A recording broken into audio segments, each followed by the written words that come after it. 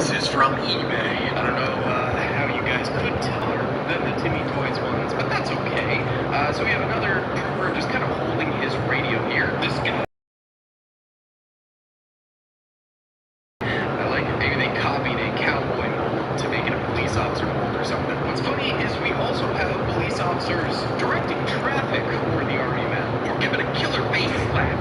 Can you add like an explosion to that and repeat it to make it look very cool? Thank you. We have another signaling trooper, and then this guy also has his weapon. Looks like he's frantically trying to draw it here, or an M1911 or something like that, versus the revolvers that we were seeing earlier. God dang it, another traffic officer. I don't want law enforcement, I want SWAT teams. And another one with his radio out. Bruh, I don't want to see more people giving out traffic tickets. I want weapons. And this dude fits that. So our boy's got his gun. He is pointing it wildly with his finger on the trigger and not looking at where it's pointing with a megaphone pointing towards the air. Now this is police work, ladies and gentlemen. Clearly this guy knows what he's doing. Gun pointed wildly, not looking with the finger on the trigger. We actually have another one of these standoff troopers. However, this guy is in light blue, while the other guy was in dark blue. So the other guy's a little bit taller, interestingly enough. Oh my god, we've got another guy literally writing out a ticket. Like, is this dude literally a meter maid? They made a meter maid in Army Men? No disrespect to meter maids, but it's not exactly the riveting police Army men that we were promised. Alright, we have more troopers here pointing their guns, and another trooper with the megaphone. Oh my god, the wild man with his finger on the trigger is back, baby. Can we get any new variants here, or are these all going to be fellas just giving out traffic tickets? Oh, here we go, a new VIG! My boy's got the rifle, and he's just kind of standing at attention, but hey, it's someone new who's not ready for a career. Oh god, next to him with the quick draw guy, you know it's about to get real. Got like the police captain here on the radio. Half of these dudes are on the radio, my guy. Like, this guy all just wildly pointing guns. This is irresponsible police work. What are we doing? A lot more guys standing at attention. Yeah, I guess that was late. No, another dude writing a traffic citation. No. Oh, hell nah. There's another one. Why? Okay, so the rest of those in that eBay box were repeats. This next baggie here should be a massive improvement. We're going a lot more modern with Toy Soldier Central. Oh my god, oh my god, oh my god! Now they sent me this for free without me even asking them to. So they are the codes. I'll make sure to put my affiliate link in the description below. And you can also use code DAILY15 for 15% off your order at Toy Soldier Central. Look at these toy Army men. Wow. Alright, so we've got a tactical pump shotgun trooper right here. It is very much so giving Ready or Not vibes to me. We have another shotgun boy here. There's a little bit of plastic resin on these, but they come off very easily. I believe it's just from the printer they use, but they just flake off. It's like to stabilize it when it's being built, I think. However, the quality itself of the plastic is incredible. If you've ever bought Toy Soldier Central stuff, you know that for sure. Just the other day, I finished painting up and then basing a Toy Soldier Central World War II British Expeditionary Force soldier right here. So, yeah, these guys, incredible, great for painting on. So we have this guy with hair, this guy without hair. What will the third man be? He's got a helmet. Oh my god, they did it. They revolutionized hair again.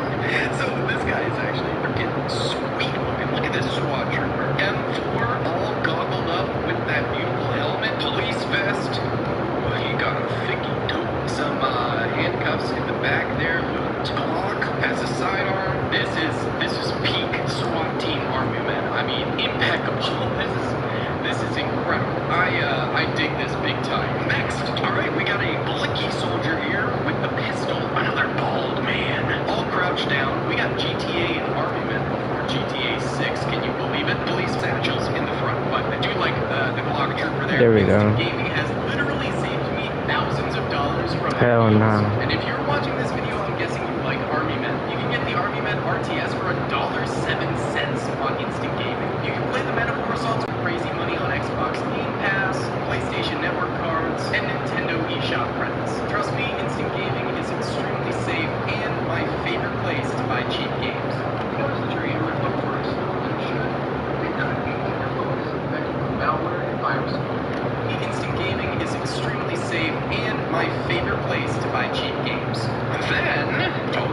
his hair and a flashlight, so he's kind of shining the flashlight, and then he has his pistol drawn, ready, pressed against his chest there. Look at that trigger discipline. The screaming police officer could never.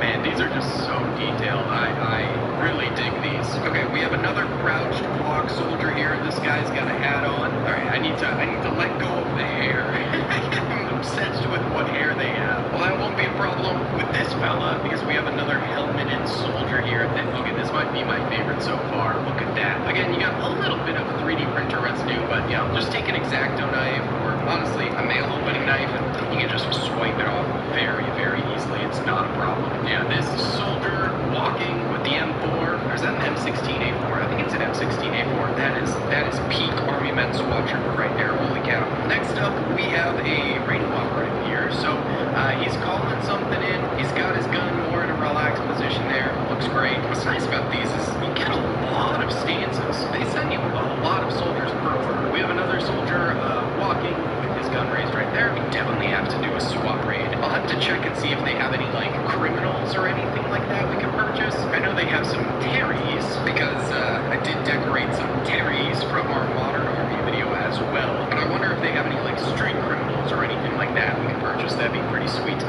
So we've got another block trooper stance up, ready to fire, and then more of a soldier doing like a tactical lean, similar stance soldier, different armor and all that going on here with this guy. But then very back we have ourselves a police vehicle.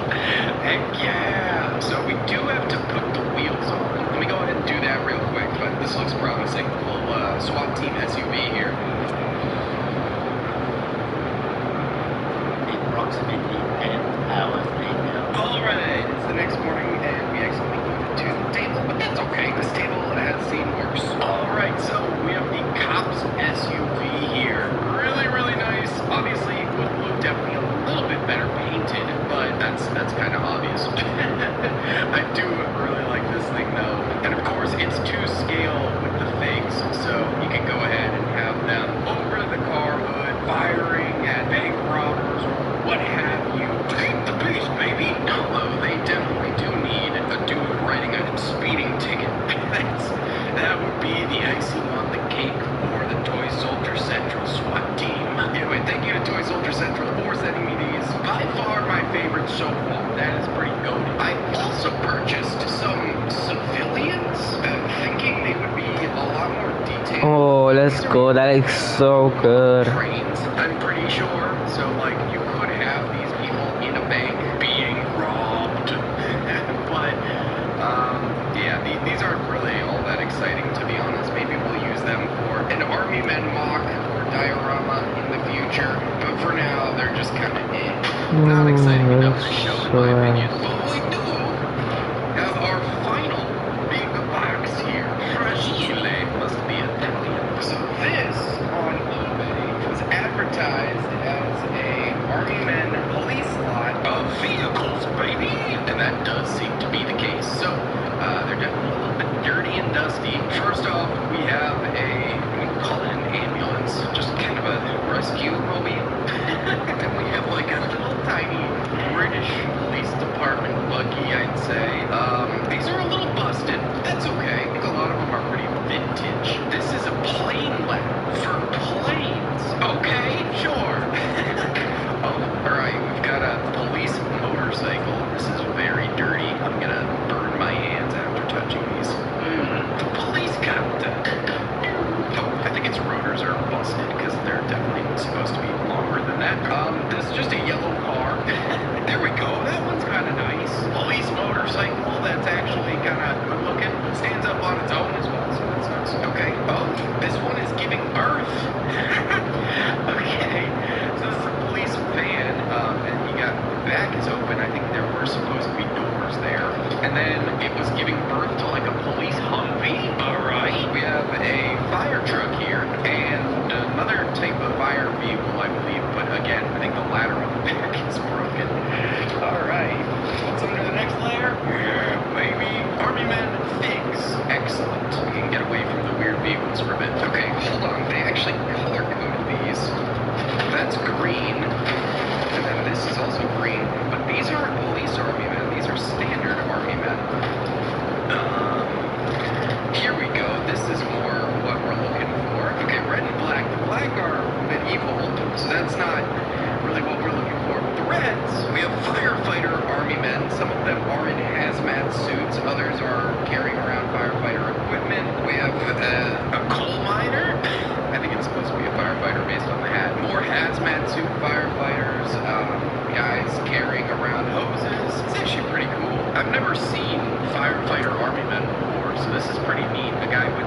fire hydrant hooked up, a Native American, okay, oh, and a cowboy. So a bit of a mixed lot here. Firefighter toting a rope around, and a couple of people saving some civilians there. Now we also have a yellow lot. This is for World War II and pirates. And then we have the blue lot, which is for police.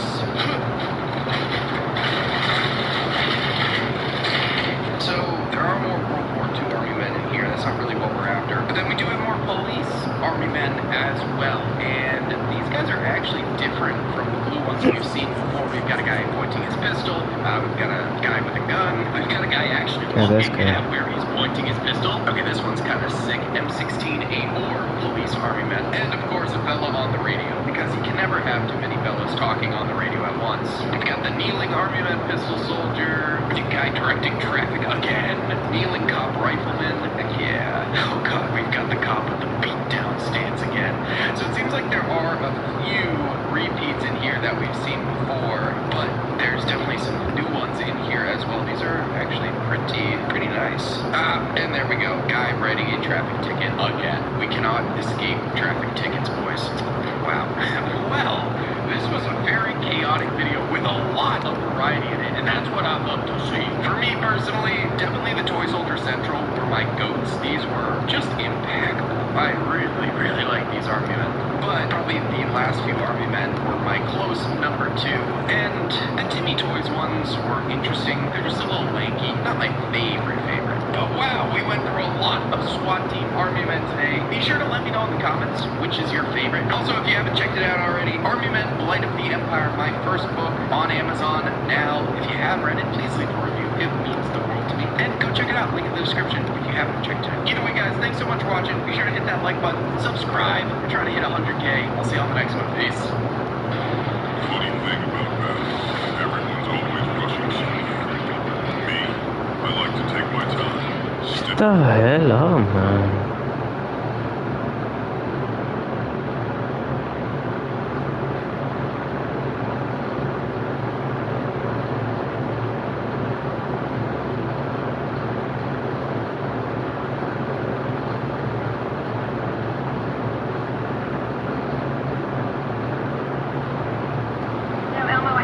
Dispatch you to the Middle East and you could solve some problems there.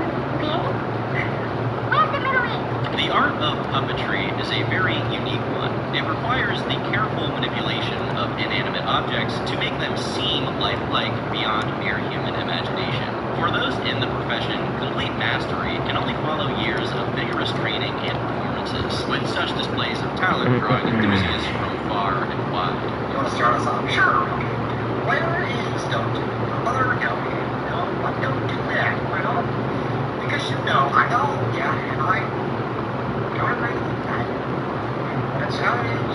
Unsurprisingly, many of these enthusiasts congregate online to create communities out of their passions. And in 2017, a small-time South Carolina girl by the name of Sierra Green set up a TikTok account to be a part of it, while also posting about her personal life and hobbies. Sounds pretty unremarkable, but there was one small catch.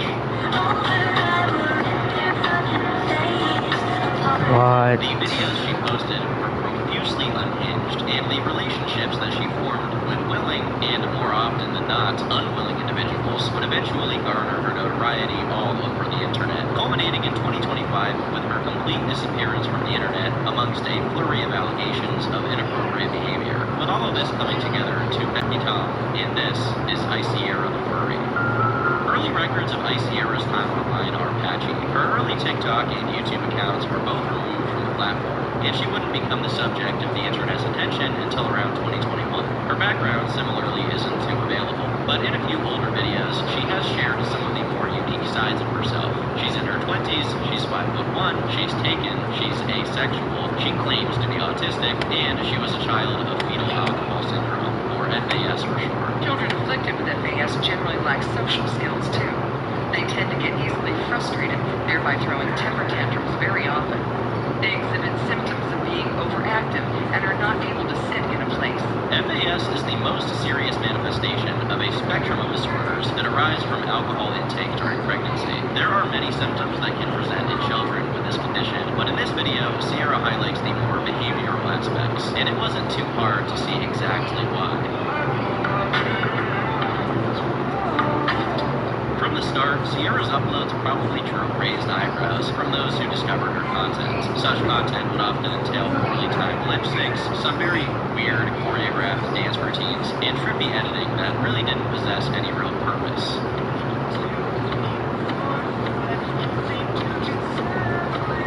There was something very primitive about Sierra's videos. This was clearly a person who understood how to operate technology and how to create content, but at the same time possessed no actual grasp on why creators make the artistic choices that they do. However, the strangeness doesn't stop there. In fact, it's just the start, as Sierra's interests in how she expressed them went a little further than the average TikToker.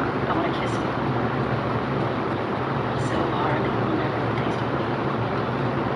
I don't know. One of Sierra's primary passions was puppetry, which is a pretty harmless hobby for all intents and purposes, or so you would think, because Sierra's intent behind her interest in puppets often went beyond the merely platonic. Although she wasn't an expert in the field, she definitely knew how to make her subjects appear absolutely terrified. Wait, don't stop, hold up. I just need one minute of time. If you're a furry, and if you'd like, could you play with me? That's all I'm asking. Please. And Sierra was also a furry, who would regularly equip herself with paper ears and dinosaur masks to express herself to her audience. These often included videos where she would emulate traits of animals, which I suppose is somewhat normal for those in the furry community, but it really isn't too normal for many other people.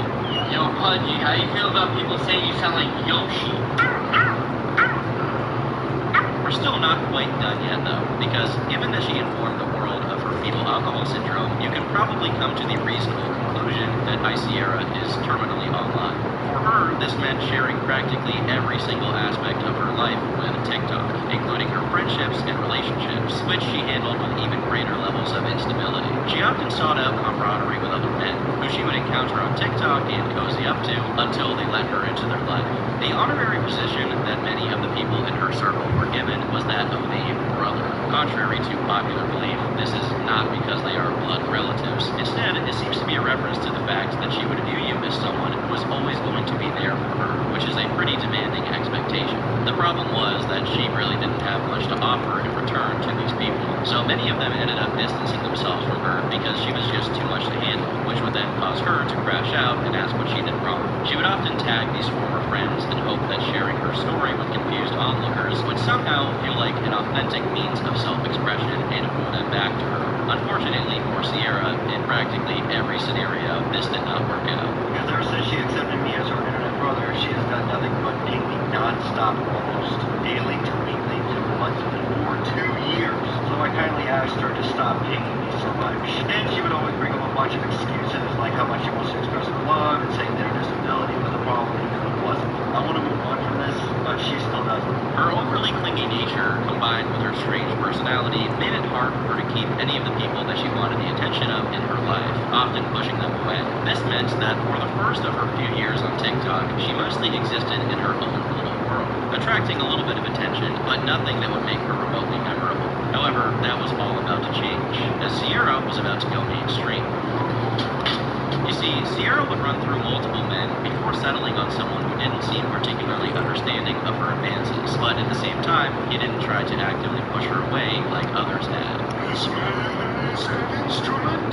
No, Patrick, mayonnaise is not an instrument. This is Mitterman the Puppet Man, or Gregory. Like many of the other gentlemen that Sierra took an interest in, he is autistic. It probably won't come as a surprise to you to find out that he is also a puppet enthusiast, and he even has his own puppet by the name of Stan. However, unbeknownst to Gregory, soon he would have an even bigger Stan to deal with. Oh, spooky ghost. You don't sound that scary. You want to say that again?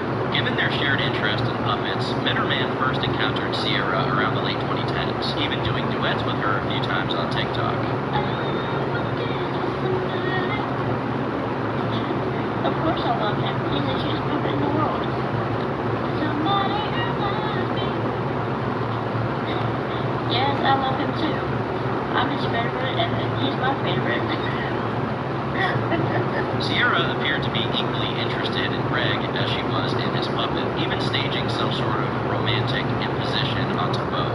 However, when Sierra perhaps came to her senses and realized that the puppet wasn't real, she turned to the man behind him. It's hard to say when Sierra's crush developed into a full-blown romantic engagement, but according to our furry friend, they officially entered a relationship in 2020, with Sierra and Bitterman sharing romantic TikToks and projecting their loving relationship online for the world to see, even creating her own TikTok family where Stan is the son, which definitely has implications when you consider she tried to date him too. But if you paid closer attention, you'd probably realize that this was a bit one-sided. However, it didn't seem like Gregory was actively trying to distance himself from Sierra. He even tagged her in his TikToks from time to time. On one of Greg's own uploads, someone tagged Sierra asking if this was her man, and Greg replied stating, "I am her man," which provides confirmation that he was at least aware of the relationship and seemed to want to be in it. Greg also posted a Valentine's Day tribute on behalf of Stan, which seemed to demonstrate some romantic interest in Sierra. However, as her TikToks surrounding this relationship only intensified, with Sierra even sharing DMs with the world to show they were in a relationship, Greg began to take a step back. This was because after years of posting, his girlfriend was finally attracting attention for her eclectic expressions of insanity, which Greg was beginning to feel the effects of. I'm back.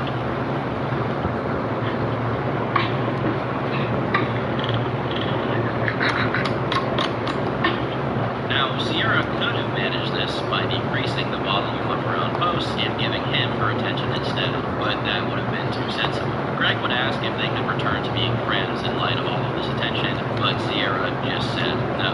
I know you don't want me to leave, but it's time to move on. Okay, babe, I have a question for you.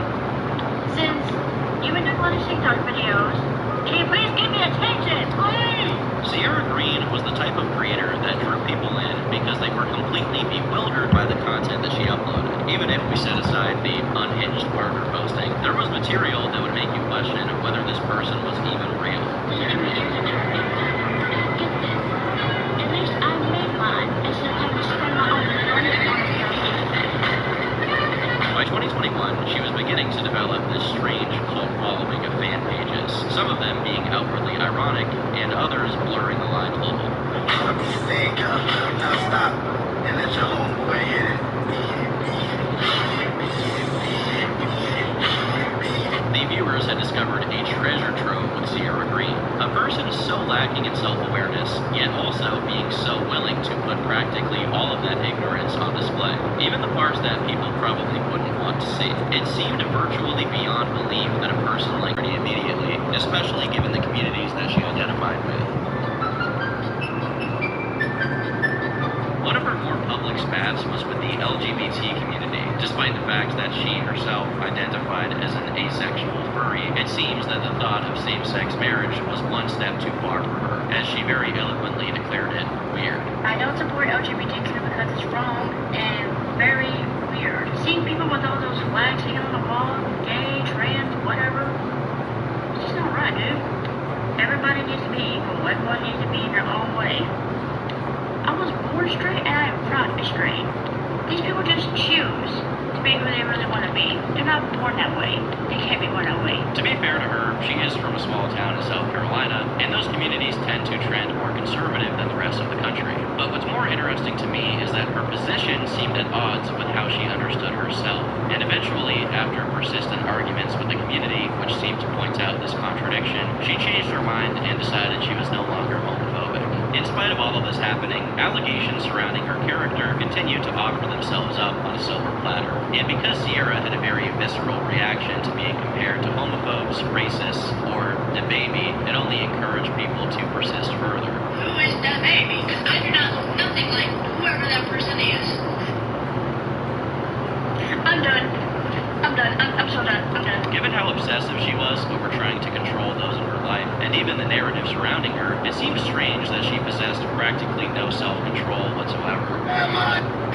Will you please? She would attempt to adapt to this newfound fame, but this would only serve to aggravate the relationship with her audience. You might be wondering, I'm very pissed off right now. Yeah. When I say my ears are for sale, I didn't mean Just go and make your own ears. One of these ventures was a Discord server where people could meet with fellow Icy Era fans. But as soon as it was launched, it was swamped by trolls and raiders who swarmed the server to unleash hell. And Icy Era herself was the pinnacle of incompetence when it came to actually being in charge of anything. Although it's unknown what exactly caused it, given the many dramas she had started in the span of a few months, her TikTok account would be suspended in mid-June, causing the content train to come to a screeching halt.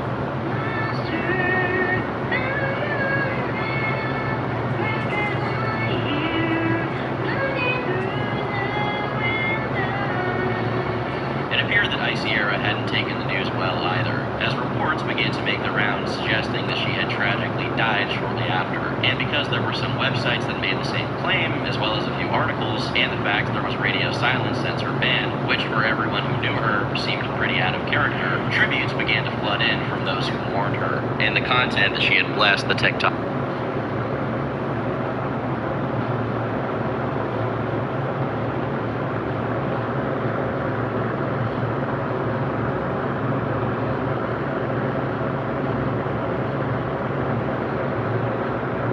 This is the easiest iron farm for Minecraft Bedrock, and it's going to generate about 400 iron every single hour, so settle in and let's build.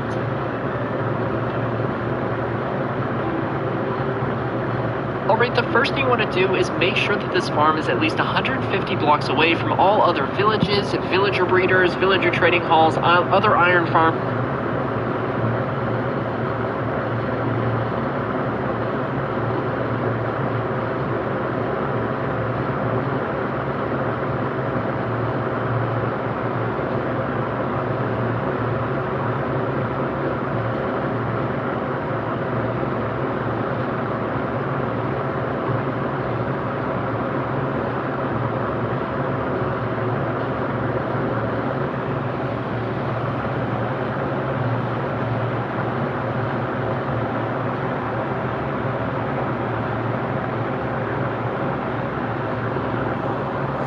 Here's how to find chunk borders in Minecraft Bedrock. Take your first coordinate and divide it by 16, and if it turns into a full number, then you've found the edge of your chunk. But if it... Bedrock tips and tricks part 24, the chunk finder. Chunks in Minecraft are like certain other things because the male player base can't seem to find them. In the clock app, I mean car case. Go to your settings and click show coordinates and divide the first and last numbers by 16. If it's a whole number, not a decimal, that's your chunk border. So grab a calculator, find your chunks, and then like and follow for more. Find chunks and chunk borders in Minecraft Bedrock Edition. Grab yourself a calculator and take a look at your border. 298. Write down that number and then divide it by 16. So just click equal. Grab this number.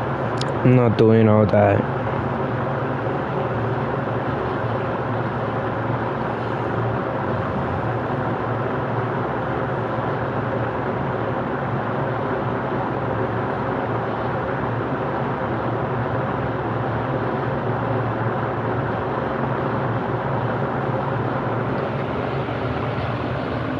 All of that fun stuff. That is the most important thing. And when picking a location, you want to have it close enough to your base that you're going to be loading it, but far enough away that you're at least 48 blocks away from your bed. So like wherever your bed is in your base, make sure you're at least 48 blocks away from that. And also make sure that there are no workstations within a 40 block. Man, I ain't doing all that.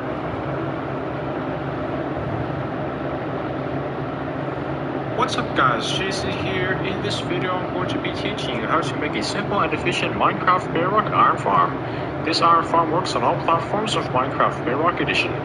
As you guys can see here, this farm produces a lot of iron.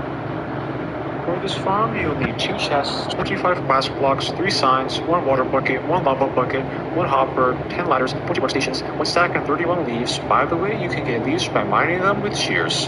About 4... Too hard.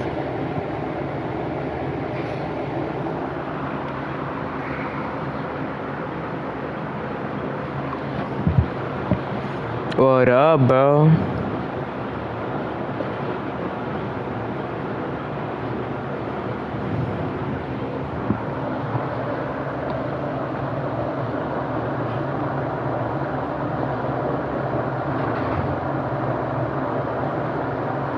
are the best and easiest iron farm you will ever see in Minecraft Bedrock. One unlimited iron without complicated builds or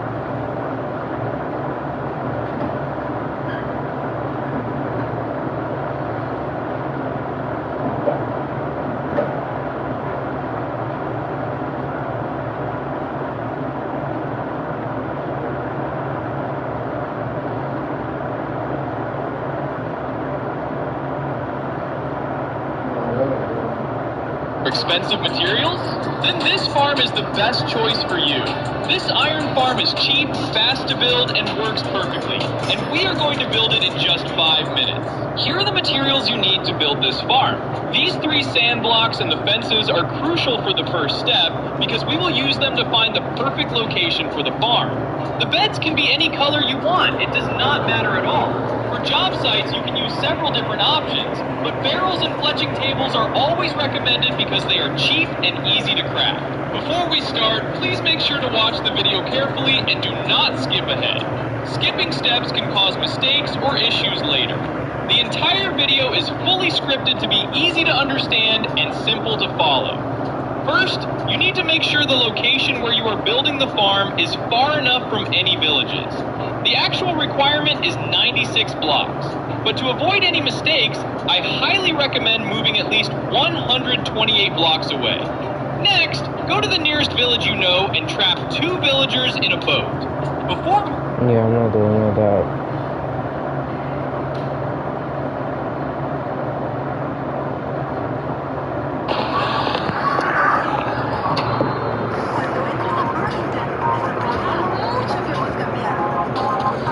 Platform. Even if it was ironic, Sierra Green had managed to cultivate an ardent following from her content. She had given audiences priceless comedy, political commentary, and romance. It was like a story unfolding in front of our eyes, and like the Shakespeare of our time, it appeared to have ended in tragedy. However, in the ashes, something was stirring. Something that said she wasn't quite finished yet. Although, by the end of this video, you might wish she had.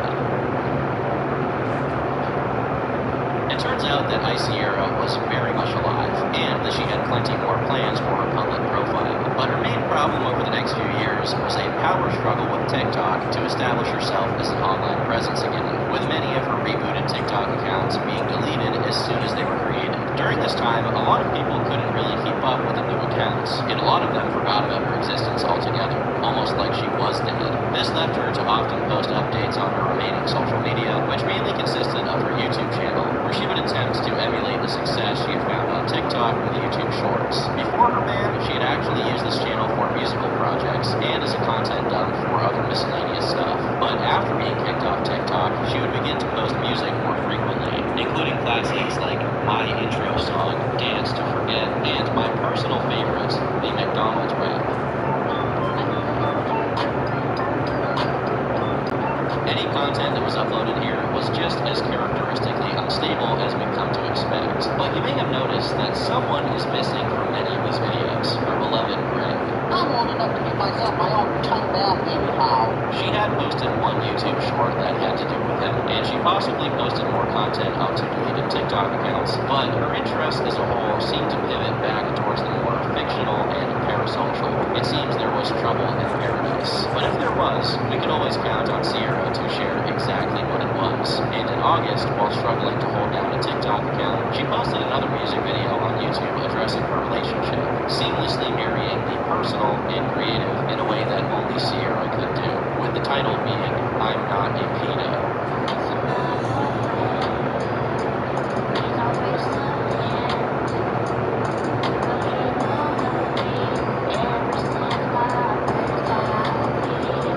As far as I could find, nobody was making such claims publicly, so this was, again, a more personal matter to her. Yet, she cuts right to the chase and explains what's been happening, sharing that she's been missing her boyfriend dearly, but also saying that those close to her have compelled him to stop talking to her because of certain allegations.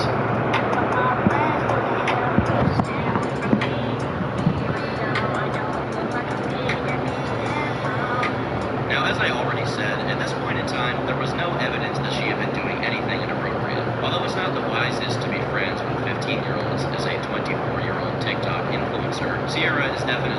sharpest knife in the drawer, and at the time, it would have been hard to sell her as a malicious actor. Nevertheless, it is notable that by her own admission, it was her friends who told Greg to stop talking to her. And it's not hard to wonder exactly why they would do such a thing. It's a very bizarre self-report from someone who was under no suspicion whatsoever, at least publicly. And, wait, what the hell did I just watch?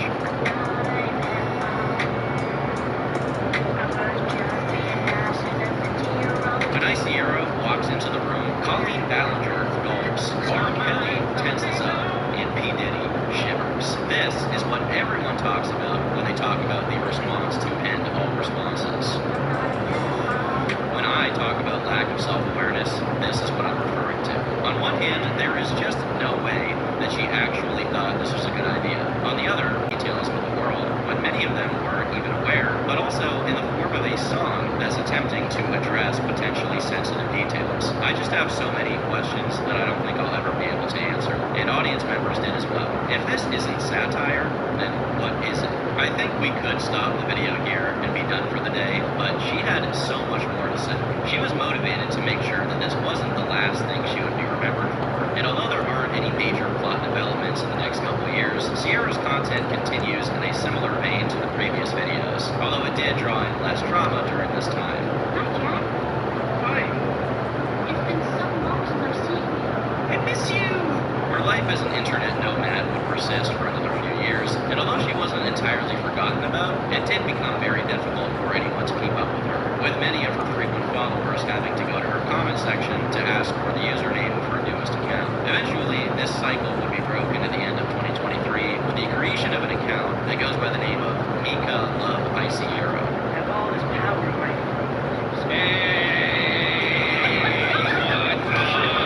It was unclear what exactly changed this time around, as TikTok's policies on fan evasion are exactly unambiguous. Nevertheless, she resumed posting with an expectation to stick around on this account. No, basically, a lot of people have been asking how I feel like we can tell to look like this.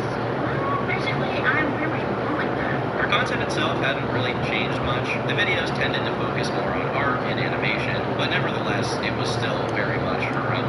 It was still surreal to watch, with videos never really feeling purposeful or authentic. For example, at one point, she used an AI-generated voice and masqueraded it as her sister, which maybe to her was a tech-savvy decision, but it's pretty glaringly obvious, especially when you don't put the script through a spelling and grammar checker. Hi everyone, this is Sierra's sister speaking. I hope Sierra ran the account and whatnot, but I just wanted to pop in and say a quick thank you to the recent support she's been giving. The truth was that Iciara hadn't changed one bit. In fact, the only thing that had changed was who she focused her attention on. Alright class, today we're going to be welcoming a new student into our class. Everybody meet Jacquavius Thompson. Oh, shit. No, Shawnee is not. Since Greg had left Sierra's life, she had developed more traditionally parasocial relationships with public figures. Some familiar faces continued to be subject to her affection, like Jacksepticeye, but it seemed in the past couple of years, Sierra had diversified her tastes. In this time, she had become enamored by franchises like Hell of a Boss, Mario, Bluey, Clifford the Big Red Dog, Ahmed the Dead Terrorist, and Lazy Town, the last of which Sierra seemed to settle on for a good amount of time. She grew increasingly infatuated by the character Robbie Rott. Hello everyone, I'm here to talk to you about Robbie Rotten from Lazy Town. For those who grew up watching Lazy Town, you're missing out on one cool guy. I assume most of you know who Robbie Rotten is, but for those who don't, he is the primary antagonist of Lazy Town and the enemy of Sporticus. He's obviously a children's character, he's not a particularly serious villain, and he's been the subject of a lot of memes in the past that you guys may remember, including the viral song, We Are Number One. I don't think I've actually said the words, We Are Number One, out loud since 2016 or something, but we're going back. Now at first, Sierra's posting about Lazy Town felt more fan-oriented, but it didn't really take long for her true intentions to reveal themselves. If Sierra can develop romantic feelings for puppets, there's certainly nothing stopping her from falling in love with Robbie Rotten. Upon first glance, you might even argue that it's an improvement on her previous suitors, but it began to feel a little more sinister when people came to the realization that our favorite furry TikToker likened herself to the character of Stephanie, even creating a couple of brief fan cams of Stephanie with Robbie Rotten, alongside a post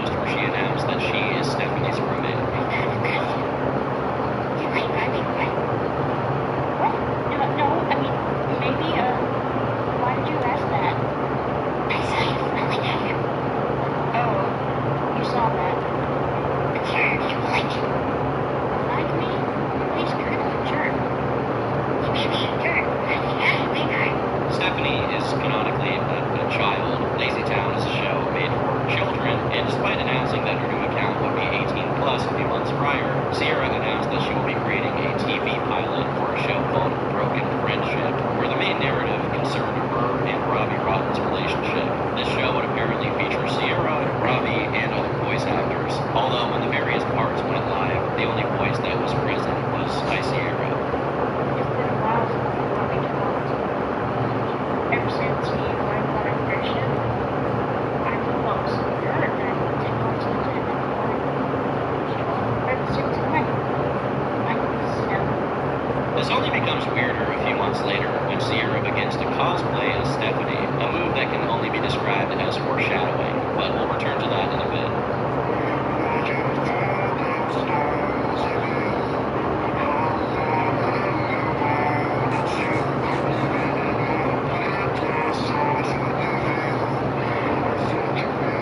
By now, Sierra was 27 years of age, and although everyone is entitled to have whatever interest they choose, it did feel kind of suspect trying to combine your self-admitted adult desires with TV shows primarily directed at kids. You contrast this behavior with someone like Greg's boyfriend, Greg, whose enthusiasm for puppets is completely detached from inserting himself into their life. He just really likes them, and it makes him happy. On the flip side, Sierra is only happy if she is written in as a character that is going to receive some sort of gratification. She needs to be the center of attention, and I think that's what underlines all of her behavior documented throughout these past few years. I'm sorry if that came off rough. I'm autistic and also With Sierra managing to establish a large online presence once more on this new TikTok account, a creator by the name of Underflow published a video covering her backstory. Sierra saw this and posted a response stating that she had made a lot of mistakes that she is deeply sorry for. However, she also said that back then she was not herself. And since then, she's learned a lot. She never wants to repeat that behavior again. She just wants to make others happy and spread love to those who need it. And maybe that's all true, but it feels like we're forgetting something.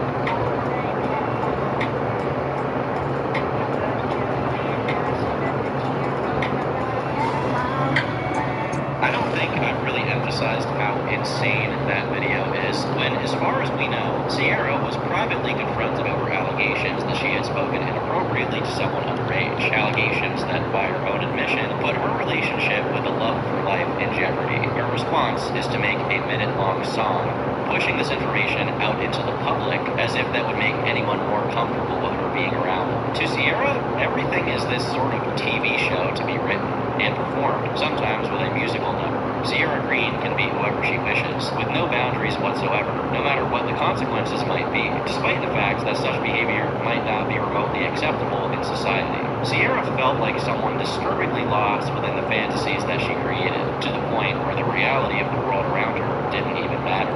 Yet, by this point, there was no clear indication that anything that Sierra had said herself had even occurred.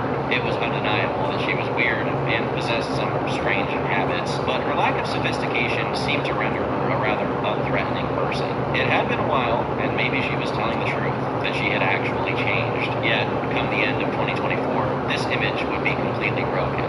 Hello everyone, my name is Luna, and I'm a victim of Sierra.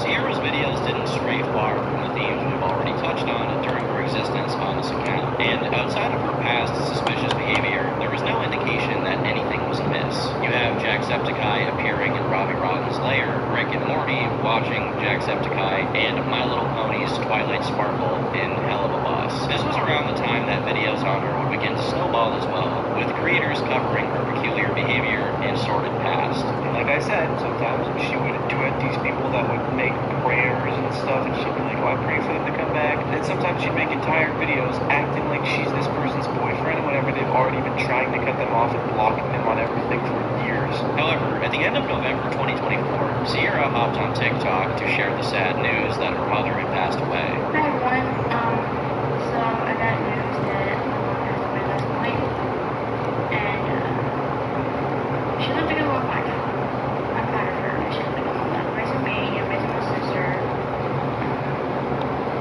Life goes on.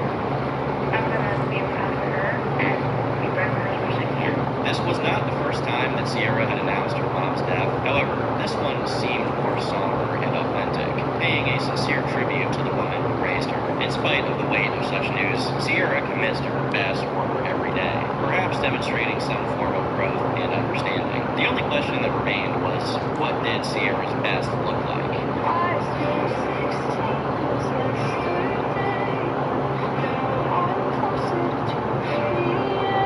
1 week later, a new pinned post appears on Sierra Green's TikTok, allegedly from a former account manager. They claim that in light of recent allegations, they have locked Sierra out of the account. These allegations refer to her speaking inappropriately to minors, something which, now at the age of 27, looks even worse for someone like Sierra. If the first time this had supposedly happened hadn't taught her anything, then there must be some intent behind this. The admin states that they have checked the proof, and it seems reliable, and although they are still investigating it, they can 100% confirm that the messages were at least inappropriate in nature. They state that they won't be sharing any of the screenshots to protect those affected, but they are sharing this message here to raise awareness and ask people not to follow any new accounts operated by Sierra, as they may not be monitored.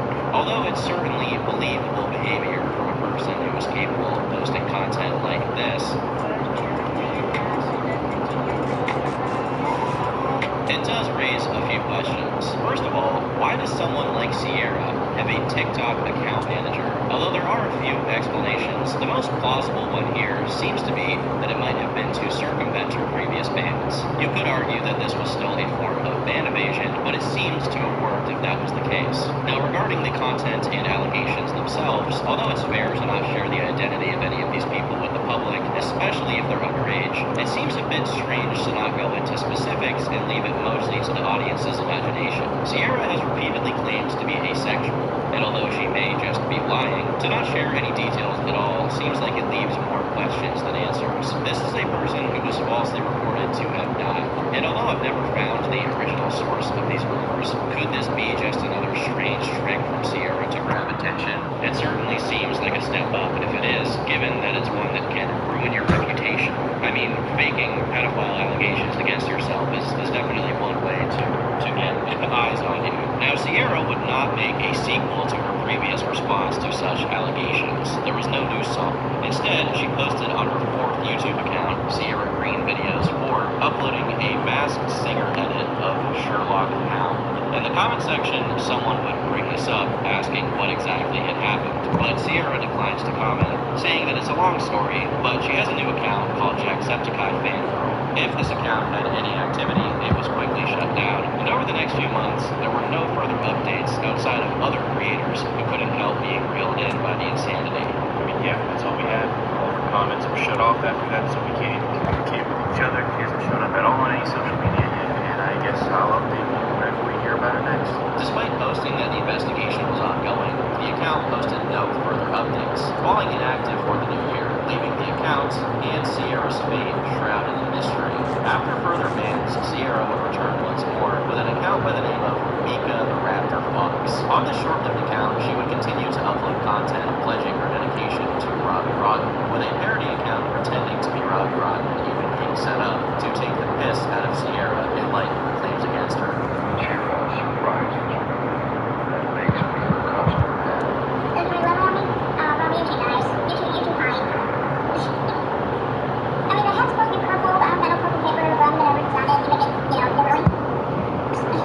Although records of comment sections and videos have largely been lost, a couple attempts by her to stream with her audience were captured, and the reception she received can't exactly be described as positive.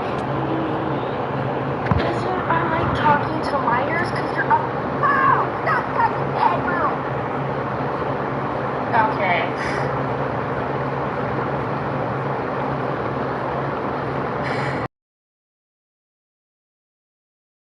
At the start of June 2025, this account again was taken over by another person who shut it down, this time making a post that goes into a lot more detail about the allegations against her, which included supposedly shaming children, manipulating her 16-year-old boyfriend, engaging in erotic roleplay, sharing not safe for work stuff, pretty much everything explicit you can do with someone.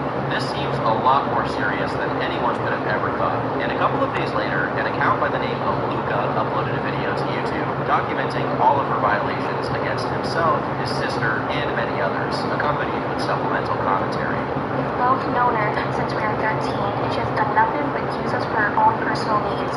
And we are 17 years old.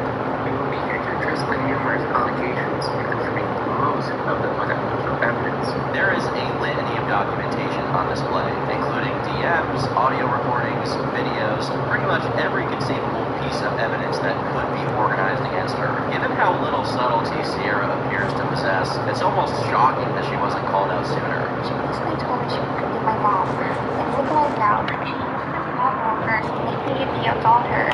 I had to do anything she wanted, or else I was a bad daughter, and that she helped to raise me in a way. Despite her depending on us and never treated our issues seriously. After so many years, I've grown an emotional attachment towards her and began caring about her. Over time, she started caring about the mother and son aspect of our friendship. Seeing her reminded her of Robbie, and that I could be a good boyfriend if she ever broke up with her current one. She even began referring to me as boyfriend to other people and complimenting my physical appearance and voice. This was very new to me since I hadn't received attention like that before, so I didn't question it much. The content itself covers her inappropriate behavior and role plays with minors, alongside her short-lived relationship with a 15/16-year-old, which she ended when she found out his age, which does make her seem good at first glance, but it was only after 5 days of complete insistence from those around her. Sierra apparently continued to obsess over this person, and they are reported to have ended their life recently. I think it should also be stated that even now she still keeps photos of the unnamed victim and refuses to delete them, saying it's too hard to let go, which is disgusting considering it has been a year or more ever since the incident. The video also reports on the generally poor treatment of those around her, including her pets, and the persistent pattern of behavior on all fronts, despite the repeated confrontation with others explaining the folly of her actions. In this story, she spoke about Judith RC, I think that's how you say it, I'm sorry, and her murder. This made multiple people uncomfortable. Since it was a sensitive topic, they all expressed their discomfort, and she, in response, started guilt-tripping everyone. She had found a TikTok where 2 cosplayers are cosplaying Robbie, Robin, and Stephanie.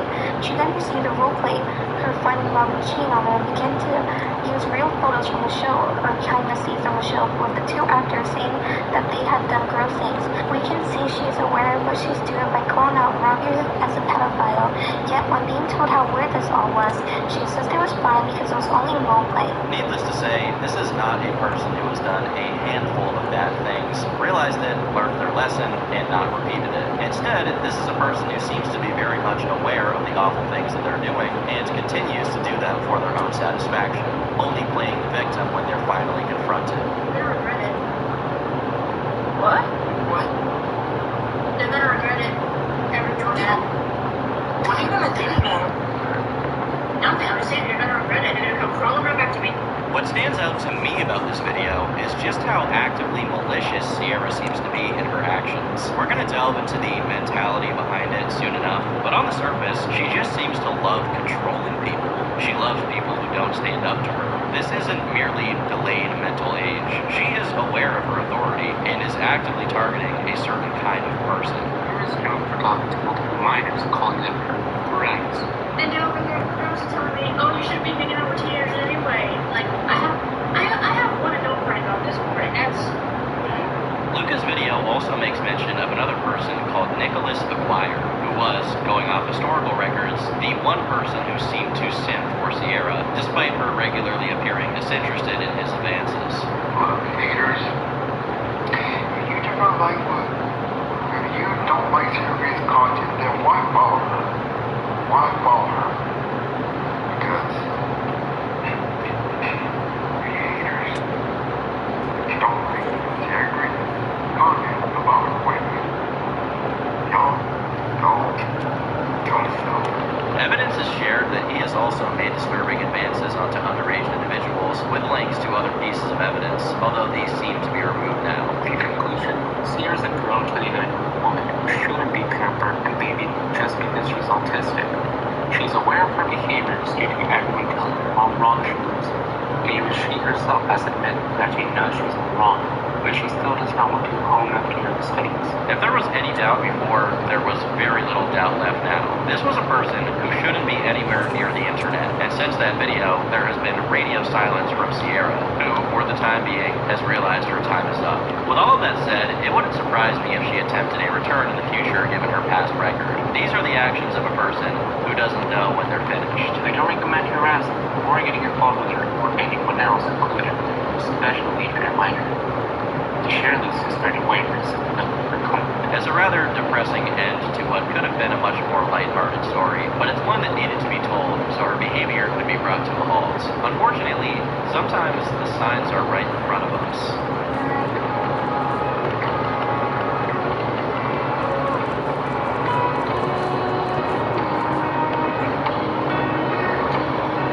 There was always something up with Sierra Green.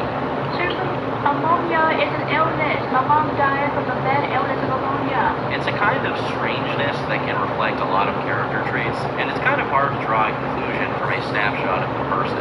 That's how TikTok operates. These are sub-minute videos. They're not designed to tell a story, and most people who encountered Sierra's uploads wouldn't even be following it. They would just see the surreal dancing, the obsessive commentary, the purposeless editing, and be entertained by that alone. In many cases, TikToks tell us nothing about a person whatsoever, and so maybe we shouldn't draw too many inferences from extreme eccentricity. She's pretty tame in comparison to the majority of people that we cover on this channel, and seems to be truly trying to learn from her mistakes and improve, but she will continue to face problems on any social media platform she uses due to the amount of unintentionally funny content that she produces. Nevertheless, if you were following the story, you would see a rather disturbing pattern of behavior, particularly towards those in her life. Okay, babe, I got a question for you. Give me some attention. She seemed to obsessively target people who at least seemed somewhat susceptible. She would then parasitically attach herself, spam them with content, both publicly and privately, until all of their empathy and energy was drained. It's not my place to speculate on how she treated them, as those people would probably rather leave that part of their life behind. But it wouldn't surprise me if she also harassed them in many of the ways we've witnessed elsewhere. Her obsession with puppets was kind of weird, but it made sense when she revealed her character. This was a person who wanted absolute control, and there's no better representation of a person easier to control than a literal puppet. We've been together for a year. This guy, he hid his feelings from me because he didn't want me to find out that he was in love with me. So, I told him I had feelings for him, and he still did the same thing. I wish he would have told me first instead of just hiding his feelings from me. Babe, what is wrong with you? She treated each of her supposed brothers like puppets, scolding them when they didn't comply with her demands, expecting them to follow her clumsy sleight of hand and smile all the same. The problem is that Sierra's own lack of emotional intelligence rendered these bruises pretty fruitless, and even people who may struggle socially would inevitably wake up to her toxic traits. In light of this, her approach seemed to take a disturbing turn, at least partly resulting from the creation of her Discord account. The thing about Sierra is that, at least to me, she doesn't present as your typical creep. There's no strong evidence that she's sexually attracted to anyone other than Robbie Rotten and her many puppets. However, she was so desperate for indulgence that her own company couldn't bring, that she was always on the hunt for new victims. What she looked for in another person was for those who would tolerate her sick tendencies, enable these fantasies for her to live in, and act almost as a possession of hers. Once she had exhausted the route of autistic adults in attempting to fulfill this, she realized that the most tolerant people were those far younger than her, those who would look up to her, those who are more susceptible to her manipulation, who would make excuses for her. I'm sure she, and goons like Nicholas, would say that she has the mind of a child, but the evidence just doesn't support that. Although there's no doubt that she obviously has had some developmental issues, she doesn't exhibit behavior that entirely encompasses a regressed mind, and her cruelty towards all of these underage people in her circle is more than enough evidence of that.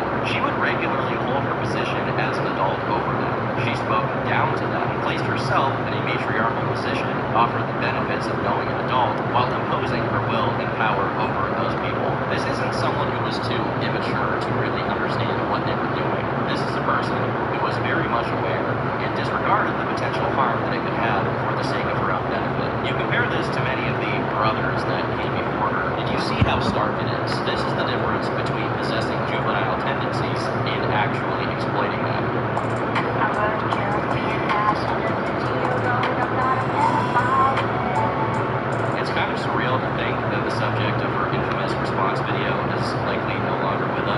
much as I don't really feel comfortable speaking to the role she may have played in another person's death, it is a testament to her vindictiveness that she can inflict so much damage over such a limited interaction. You're gonna regret it. Never forget.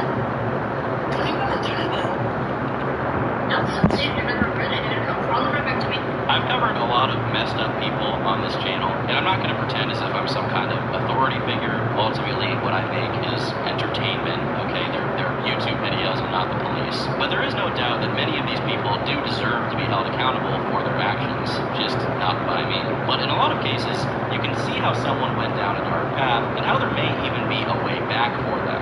In the case of someone like Sierra Green, she loves power, but she can only inflict it on those who don't have the power to say otherwise. That's a different type of disturbance, and it's probably the closest you can come to outright malevolence. It's the kind of thing that will lead to awful criminal behavior, and it seems that Sierra may have committed a few crimes as well. The victims have been in touch with law enforcement, but whether she'll actually be apprehended is a very different question. But it should highlight the seriousness of her actions nonetheless.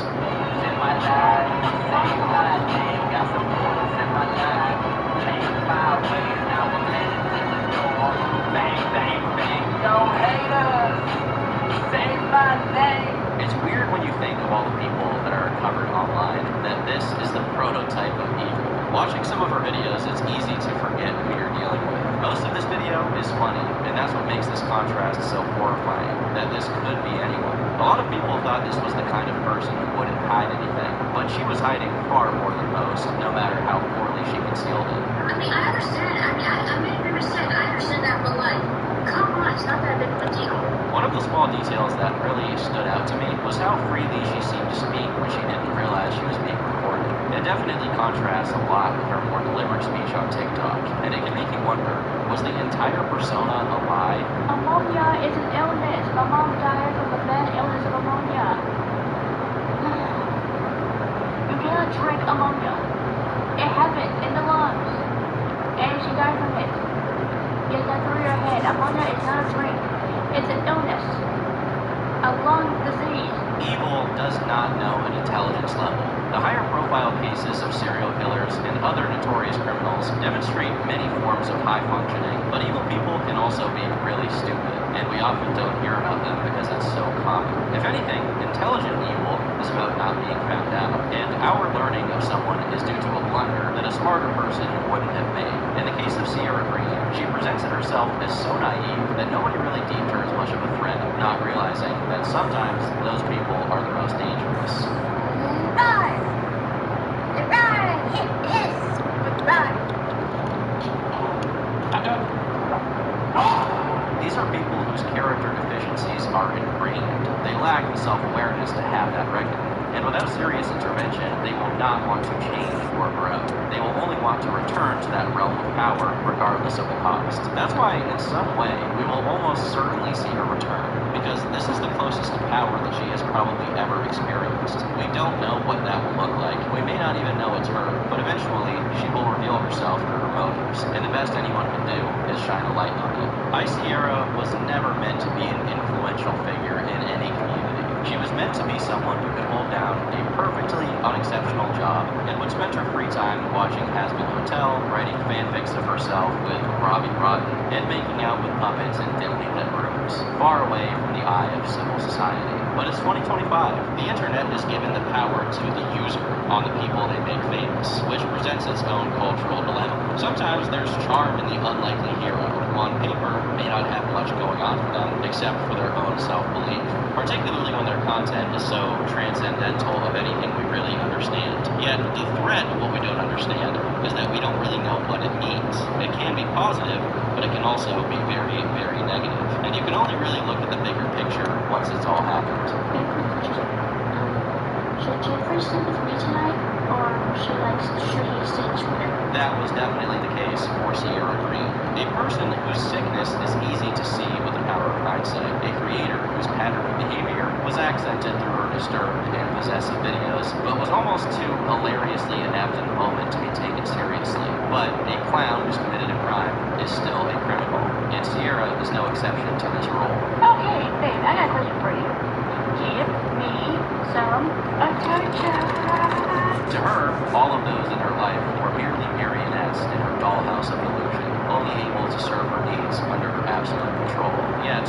fantasies always ended in a tough dose of reality. I just hope everyone else can find the closest chapter without giving her a platform permanently this time. With Sierra revealing that she was just a puppet to her own twisted desires. In any case, I've been Turkey Tom. Thanks for watching, and until next time, leave me alone.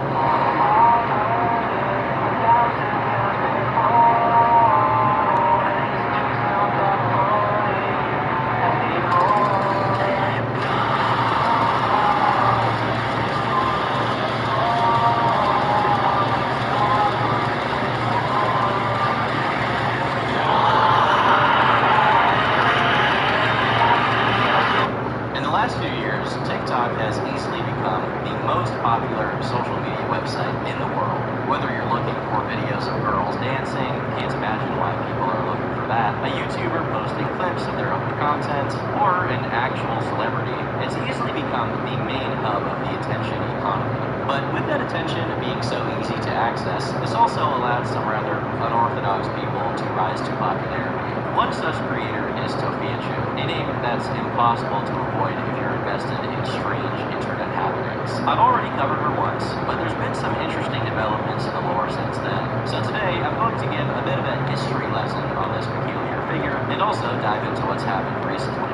In order to fully understand the cryptid known as Tofia Chu, you have to understand her origins. Much like Cyrax, she's one of the rare purebred lolcows, as her father is Donald Slidell, also known as Papa Chu, who in my opinion is way funnier and more interesting than her. Donald's past is murky, as we have to mostly rely on his self-reported information. First off, there's his profile page on this website called Zing, which from what I can tell is a network for entrepreneurs. His profile picture is a young Papa Chu picking up an old school telephone cord, I guess to suggest he's so busy, he's taking business calls even while taking a photo. In his education section, Donald lists himself as going to Campbell University in Texas to study accounting, banking, computer programming, trust management, and economics. While all of this could be a lie due to Donald's con artist tendencies, I'm inclined to believe at least some of it is real, because in his skills and knowledge section, he has listed Fortran and COBOL, which are pretty specific and old programming languages, which is very fitting for the time period he got his education in. While he never reached the same heights, Donald seems to be a kind of discount Terry Davis mixed with Martin Covello, a tech-savvy former serviceman who completely lost his mind over the years. In this same section, he lists Airborne Ranger and Military Occupational Specialty Infantry, which means that his college education may have been paid for due to him serving in the Army. Interestingly enough, there's also the mention of TOW Bradley, or TOW Bradley, which appears to be a military vehicle with a mounted missile launcher. It's hard for me to describe the deep-seated fear that takes hold of me when I imagine that at one point in time, this guy was in control of a missile launcher. As tough as it may be to believe, Papa Chu used to be a competent, strapping young lad, at least until he completed his education in 1986. Once we get into the 90s, we officially enter the Tofia-verse, with Tofia's birth in 1994, as well as Donald Jr., also known as Brother Chu's birth, being in 1997. It's important to note that while Donald Jr. did inherit some of Donald Sr.'s looks, and thus it can be believed that he is his child, Tofia, on the other hand, looks nothing like her dad. This, paired with a few loose claims made by Tofia herself and her mom, Marie Lucero, or Mama Chu, has led a lot of people to speculate that Donald wasn't actually responsible for the generation of Tofia. The best investigation into this matter that I was able to find came from Reddit user Valuable_Garage 1994, who thoroughly went through the listed addresses of both of Tofia's parents. The first time they shared an address was in 1996, with Donald living in Texas until February of 94, when Tofia would have already been conceived at the very least. Interestingly enough, one of the people that's frequently listed in Mama Chu's pages is a certain Ronald. Although his last name is omitted, the Reddit post contains pictures of this supposed Ronald. While all of this is speculation, this is as close as anyone got to it. What's pretty confusing, though, is that when this was posted to Mama Chu's subreddit, which she was active on, she deleted it and then banned the poster. On Twitter, Mama Chu has gone as far as to lie about Tofia's birthday to prove that she's Donald's kid, saying she was born in 1995 instead of 1994. I want to take a moment here to note that although it seems like Donald isn't Tofia's biological dad, this Ronald guy may also not be the culprit. However, it would be very funny if Marie first got with a guy named Ronald and then got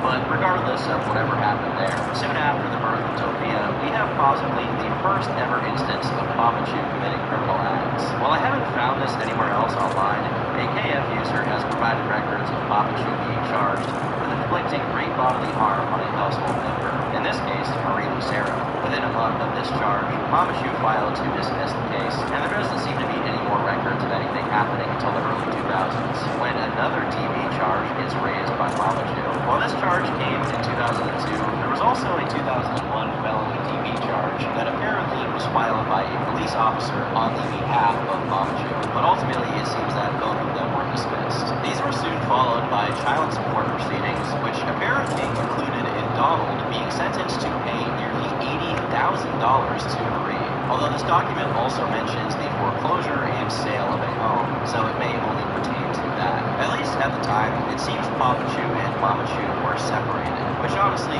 may have been for the best. Marie is by far the most benign member of the Chew family. Like Papa Chew, she looks like a normal person in her youth, and it seems that she had a pretty normal upbringing, outside of the fact that she was born with an extra finger. Whether this anomaly or other things in her life are the cause of it, Marie's kids also suffered from issues. Her first child was stillborn, which took place in 1992. And then there's Tophia Chew and Brother Chew, the latter of which was also born with an extra finger that had to be surgically removed. Tophia herself, despite being the protagonist of the Tophiaverse, was the most unscathed of Marie's children.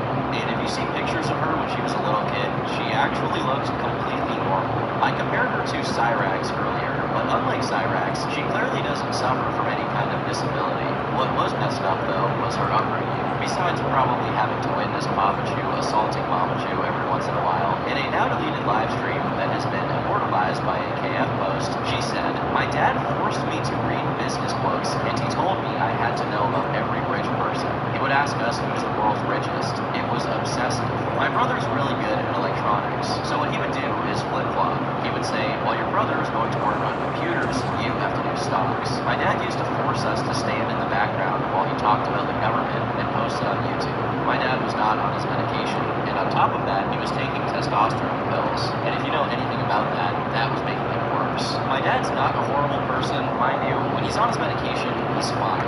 But he also has the worst type of bipolar that someone might have, and he's schizophrenic. In the same way that I feel about Papa Chew manning a military vehicle with missiles on it, I shudder to think about unmedicated Papa Chew running around while blasting Trent. And if he is actually schizophrenic, then frankly, we have to start seriously considering if there's a connection between computer programmers from the 80s and that condition. If you download my playlist connection that has all the source code on it, you can compile that file.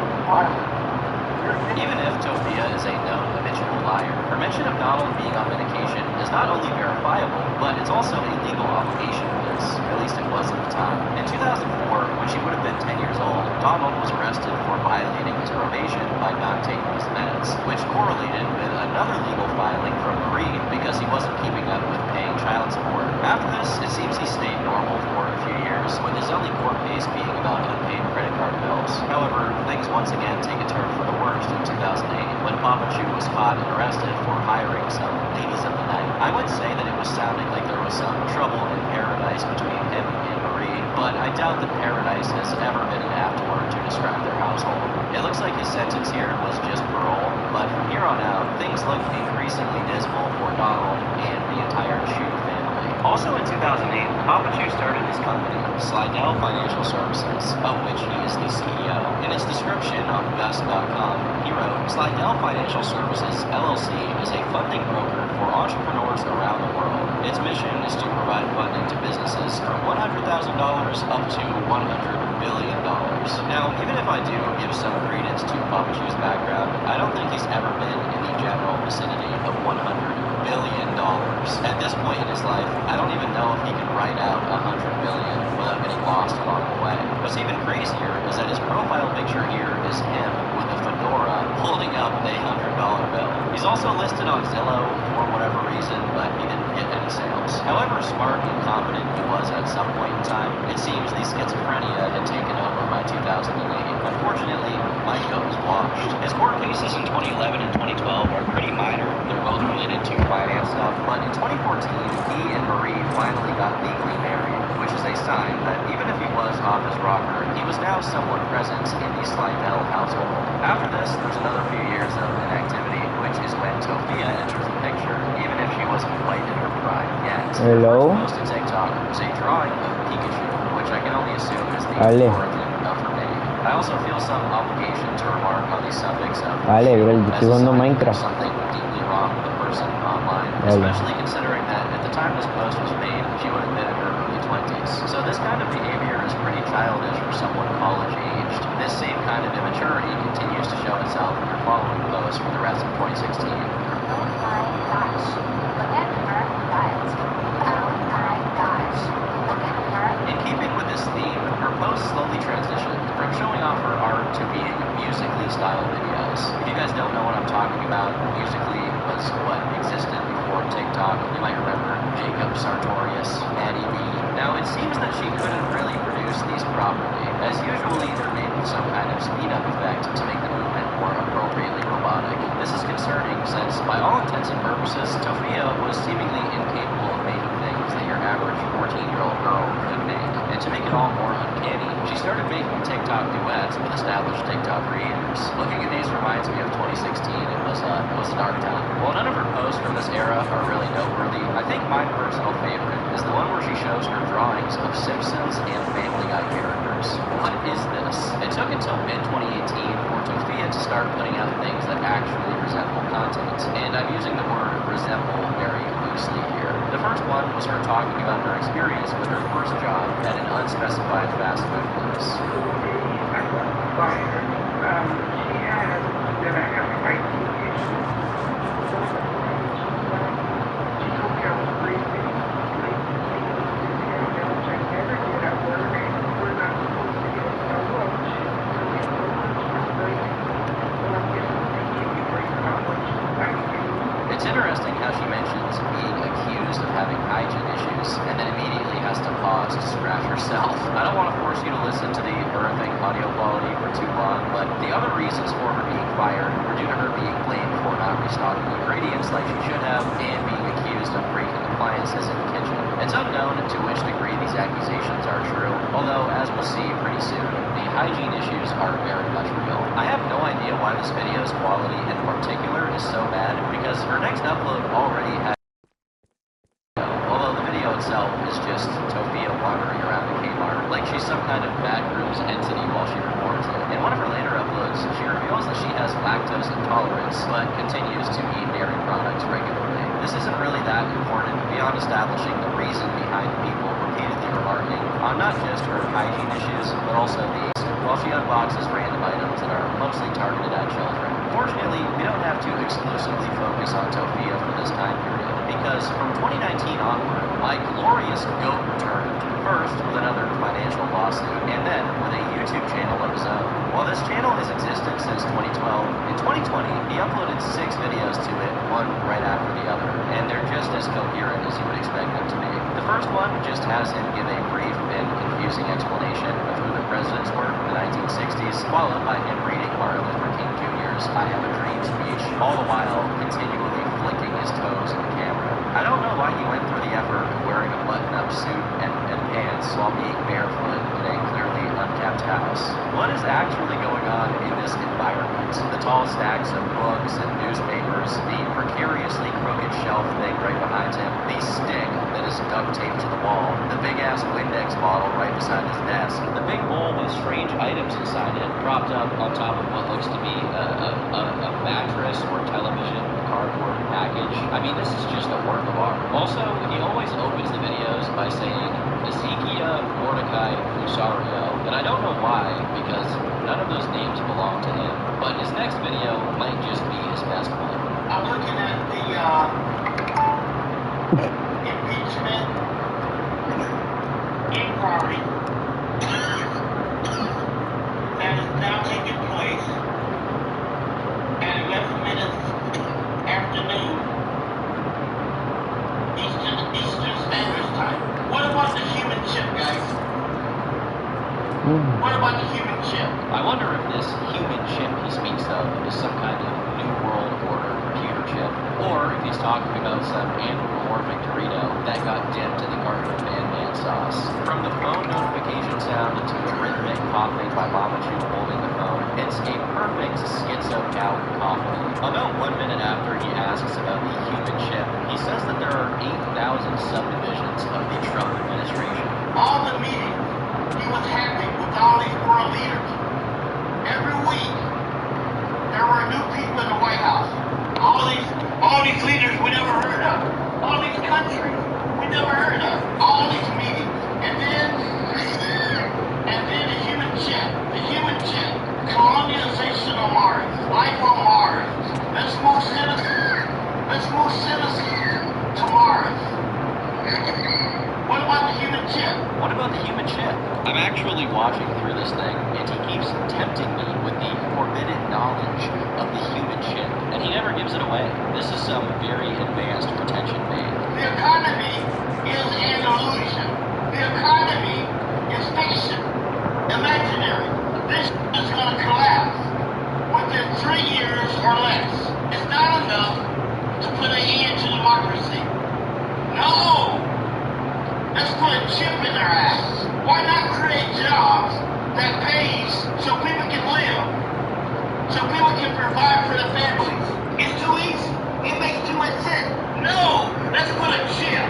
No, let's get a human chip. You know, he's actually winning me over here with this chips in your ass talk. I'm gonna vote for him. The next video has him explaining for 9 minutes why the president's goal is to kill you. This is his proof.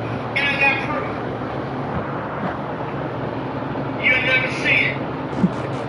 And I never talked about it any further. At some point later on, he randomly starts talking about Bangladesh and New Guinean separatism, which only adds to the confusion.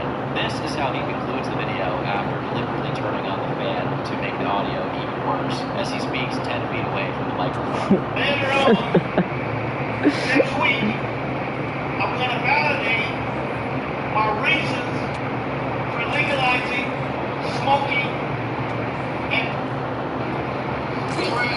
for 16-year-olds.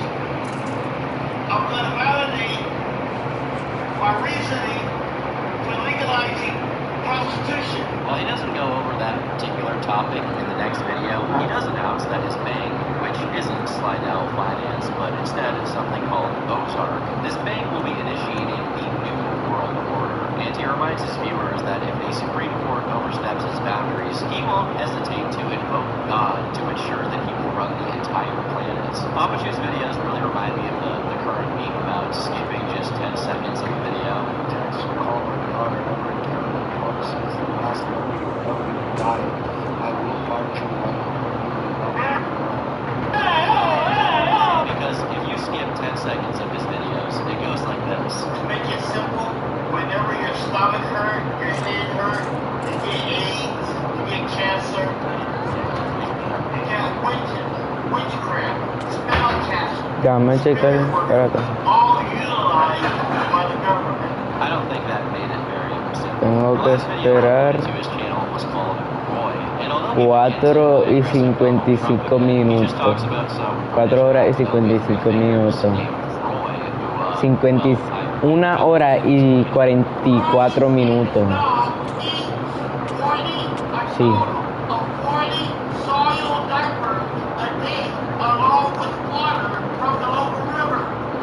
Me falta mucho, bro. ¿Cuál? ¿La que la hace marcado o la normal? I love the specification that God gave Roy and his dog. Yo sé, bro. As if Es half of duro. it went into the dog's striped account. Sadly, my boy has gone off the deep end completely. While Papa Chew's sanity plummeted at free fall speed, Tofia, on the other hand, was finally getting Yo tengo haciendo operaciones en la versión de Play 5, pero no sé cómo usarlo.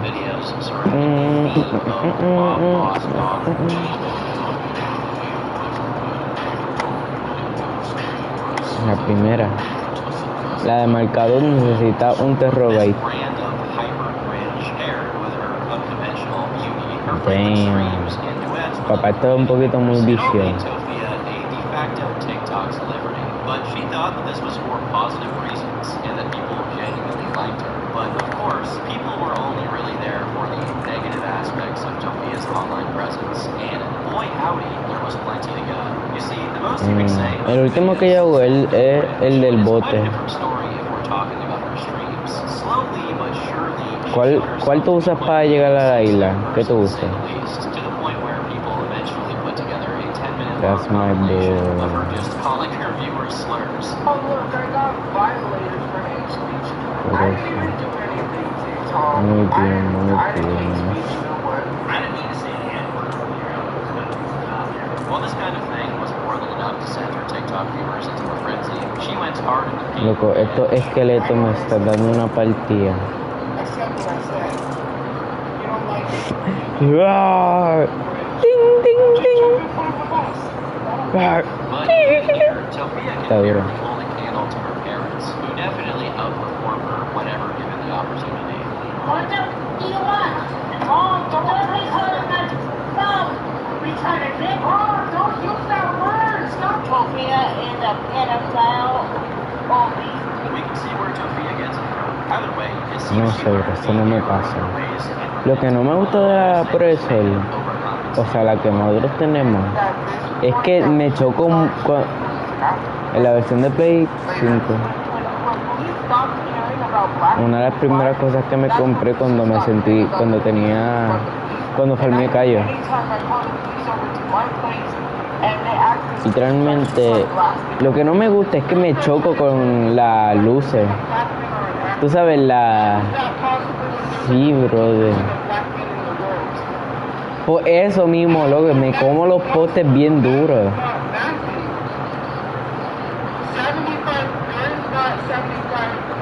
Pero, mala mía por el video, bro.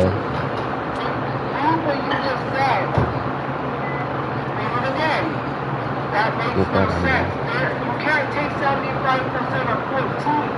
Topic for Tofia, who really Sí, eso fue lo que tú me dijiste el otro día. Damn.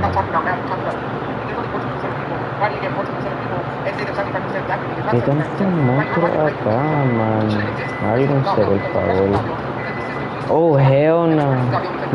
¡Se me rompió el escudo! But as funny as her Please, Bill. takes are, they were just the first step towards the destruction of her reputation on TikTok. Bro, I'm so cooked. Is her repeatedly being caught watching some questionable content. The first step toward the incident was her fascination with ¿Dónde yo voy a conseguir madera? a particular fixation on one Wesley Bowman, to whom she addressed an entire video, giving reasons as to why she would be a good girlfriend, with the third reason being her Hecho, sí, lo más que yo odio es...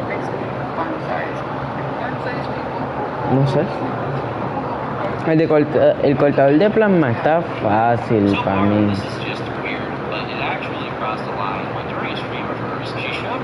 Bueno, para mí es un poquito fácil.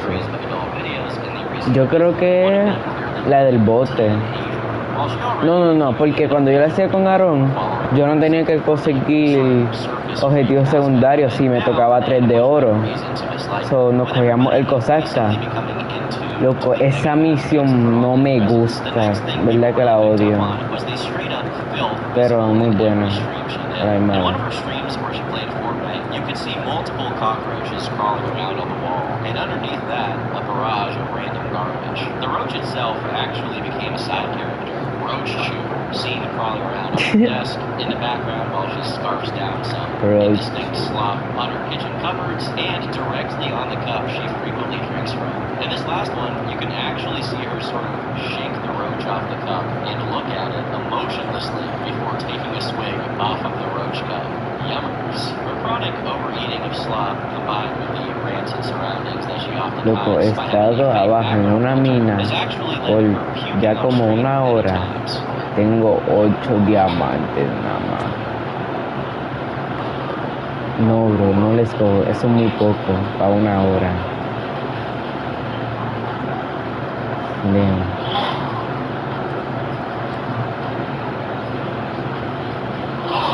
¿Cuánto tiene? You don't hear a toilet flush after that purge. Eso no es muy pobre, loco. Si yo tengo 700,000, voy a entrar en depresión. Such an acknowledged problem that sometimes Loco, eso es muy pobre para mí. background of one of her streams and just sprays Bueno, la versión de Play 4 eso es mucho para mí. Pero la de Play 5, bro, oh, hell no. Me pica la cara. For example, the grimy sink clip only came by because Sophia decided to make a play-by-play of her daily routine. And if it weren't for her constant live streaming, we simply wouldn't get moments like her dad telling her to start using deodorant.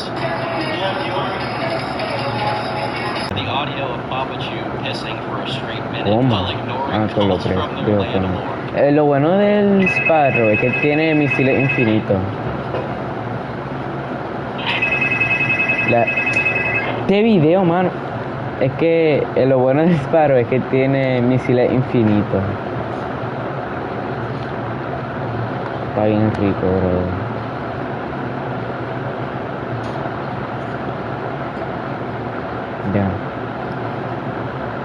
Ya sé cómo conseguir madera. Entonces es tan inteligente.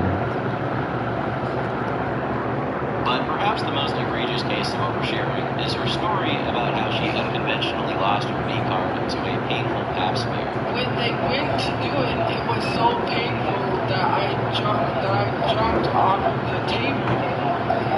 I was laying on my back when I was jumping and I almost fell off the thing. And then she sent me to the women's clinic, which was right over here. Tú sabes que si cuando tú llamas en un vehículo, tú tienes, si tú miras para abajo, llegas más cerca, te lo pones más cerca. Y es lo que tienes. Bueno, esto es lo que yo hago. Cuando lo pides, te pones en primera persona y miras para abajo.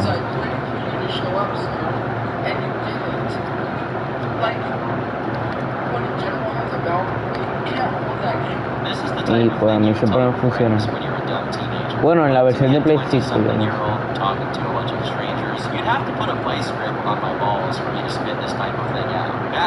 No.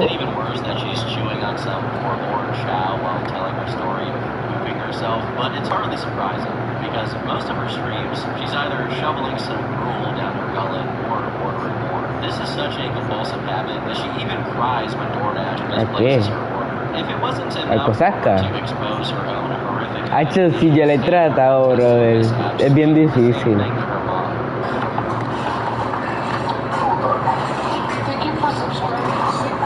Sí, bro.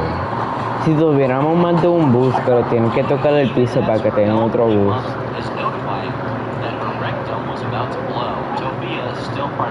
Vale. It's like everyone in this house is using the bathroom at some point in time. The worst part is this isn't even close to the most cruel and negligent thing that Sophia has done to Mama Chew, as she frequently yells at her. Hang up the phone! Hang up the phone! Everybody say, have my savings, have my savings. Have my savings, have my savings. Tap in the car, got the whole squad pumping. Hang up the phone!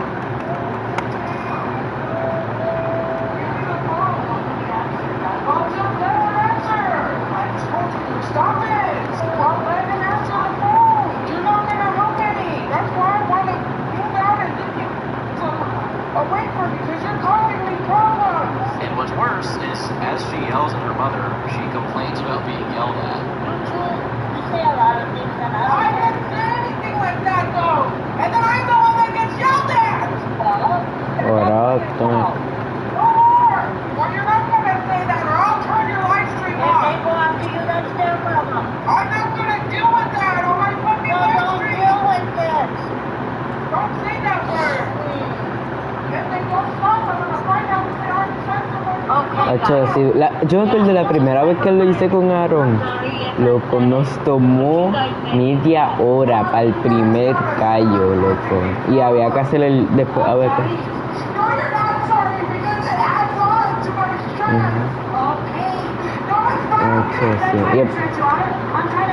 Y después Aaron también tenía experiencia y como quiera fallamos un montón de veces. En verdad, media hora para un callo, hell no. Y después todavía tenemos que hacer Daron. Y el Daron lo hicimos en un intento. sick, my boy.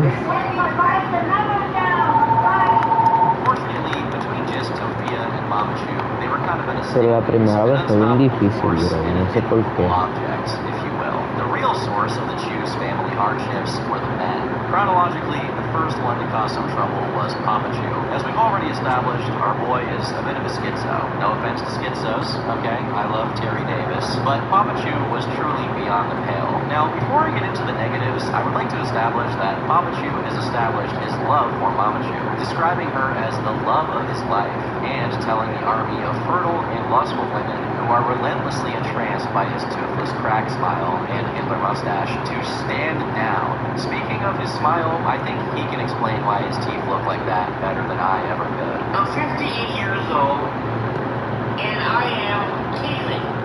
Right now, I am teething, like a baby. But back to the matters of importance. Beyond just his significant other, he describes Marie as the director of his operations, specifying, Marie Bernice Lucero tells me what to do. That's just the way it is for me. Additionally, he has a particular admiration for her baking abilities, going as far as to post a video of her cooking with the subtitle, The Master at Work. With all of that said, Papa Jew is a business mogul and he's a player, and a player has his needs. Unfortunately, the man has fallen for the sins of the flesh, and he's resorted to posting half-naked images of himself while flexing his geriatric muscles and precariously holding his phone by the tippy tip to attract the attention of women. I assume he's gotten a lot of action from this kind of thing because he is a self-described head N-word leading with authority, as you can see. Hacho, sí, brother, mi mamá también hace eso. Means he's really loaded like that. Mami y hermana. He was so down bad, he even did a musically styled post.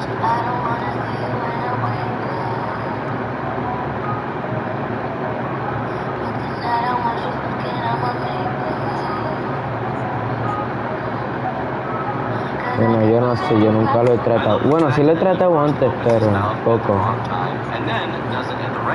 No. Bueno, sí lo he hecho solo porque Aaron esta vez fue acá una vez.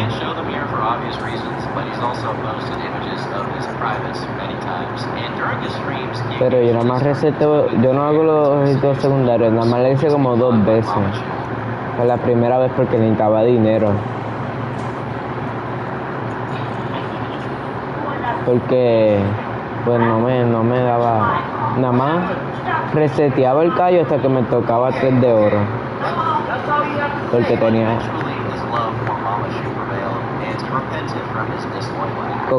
coca. No, olvídalo, sí, oro.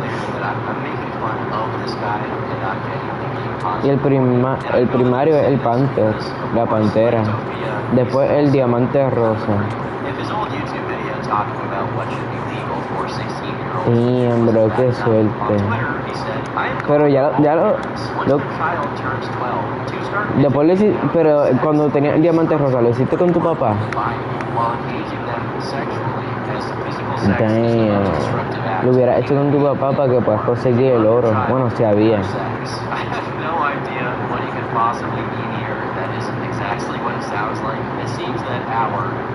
No cojas los cuadros, en verdad no te dan tanto dinero y te llenan literalmente la mitad. A eso coge.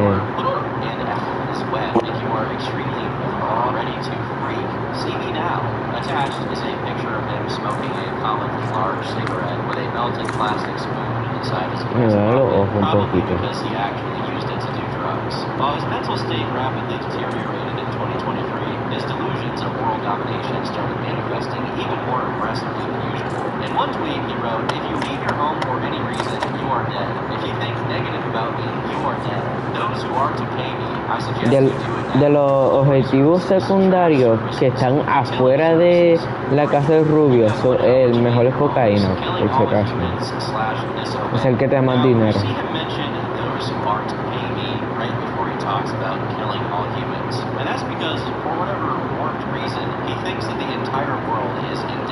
Patapim, patatatatapim.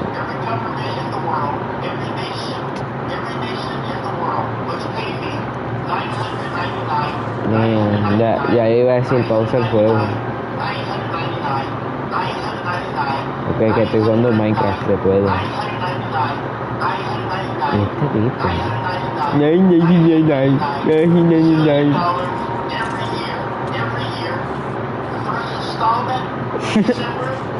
What the hell? Everything from Mama Juice standing menacingly in the Adriana, salte. Tengo que dar cuidado, lo que me van a regañar si grito. in this same series Enrique! has one where he derides white people. The white men in government around the world have no use or utility Enrique!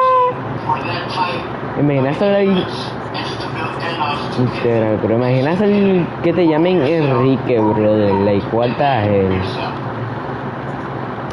Es que sus papás lo odian obligado. Fue un... This sentiment is echoed in a tweet of his where he says that he will smack all white people in government and law enforcement. Yo creo en Gestal hay una nena que se llamaba Adriana, And this is the picture pero no me acuerdo nada de ella. Whenever he isn't laying out his plans for world domination, he's seeing Satan in burnt paper or actively watching the Roku City screensaver. He can also be seen waving a crucifix around while he speaks, and you may have also noticed that his walls are decked out in duct tape. Oh, hell nah.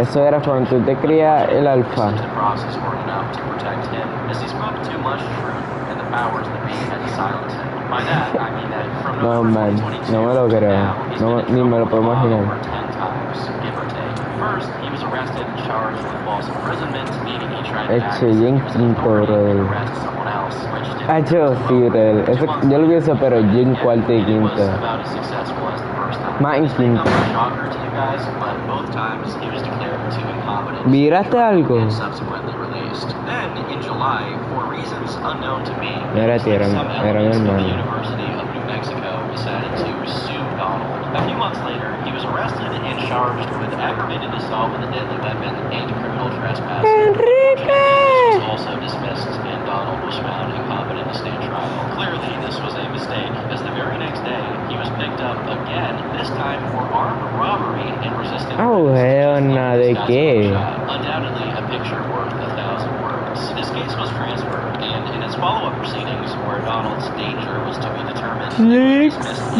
he was found incompetent to stand trial. After this situation, there was a year-long Ay, hiatus. yo sí, brother. Literalmente no podía. He reoffended, being charged with shoplifting, Sí. trespassing, assault, and disorderly Sí, conduct. sí. That's how that case went. I stand corrected. I guess those Green Crosses were doing their job, because this man is more immune to the law than Daniel Larson. A few more months went by, and we get to 2025. Sí, Donald stepped literal, in 5 brother. new cases. One for breaking and entering, ¿Verdad que another for trespassing, and eso es un zombie con un alcohol? Wow. 2 more for just trespassing, and finally, 1 for possession of a controlled Sí, bro, yo no sé por de la nada salió. Sí, bro, lo acabo de ver. We also have a mugshot for that one, where Donald No is soy visibly esquizofrénico. traversing through various galaxies. Donald's absence from the Sí, bro, este mundo lo cree hace como 3 semanas. Lo dejé y volví hoy.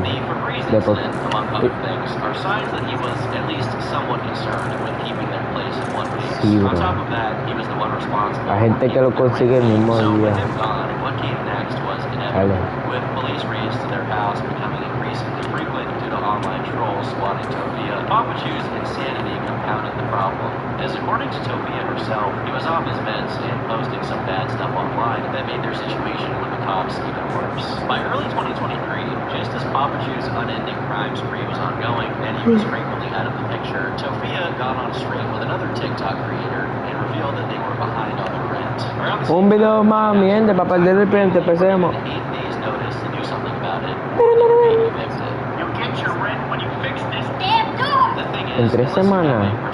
Si hubiera sin fondo, yo puedo conseguir dinero ahí en 3 semanas. Pero no, me puse en depresión porque comenzaron las clases. Topia's idea of doing something about it was to make a GoFundMe asking for $3,000, not just for the rent, but also to help treat her mother's health Sí, issues sí. and to Por lo menos va a pasar lento, digo, va a pasar rápido el año. Ya no vamos a estar en verano. Of course, from the get-go, there was ¿Tú vas a pagar esos $100 para la graduación? and ultimately it didn't even go toward the rent. Although she ¿Por puts qué together no, some bro? money, Dale. it supposedly wasn't enough to keep the apartment, so they got evicted and Topia proceeded Loco, to nada más vive una vez.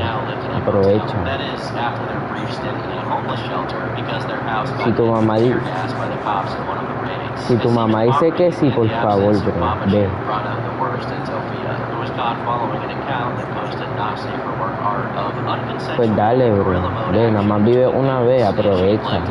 Después cuando tengas 40, tú vas a estar, ay, si hubiera aprovechado mi año. She responded in an Instagram story saying, "I'm gonna fight. The war isn't over. Así como yo Y'all estoy ahora. harassed me for the last time. It's almost over for some of Loco. you. TikTok, your days are numbered. I'm going global. This is a Da fight hell. I know I'll win. Have your laugh now. No, You no, won't be no. laughing soon." Sounding a lot like Papa Joe there. She also ¿Te defended gusta herself matar? from the accusation she was into Asian men in possibly the best way. What? I only like two, and it's hella uncomfortable. Like, No, imagine man. someone trying to date me that is Asian, and I don't even know that. Don't try to set me up on dates with anyone. Seriously.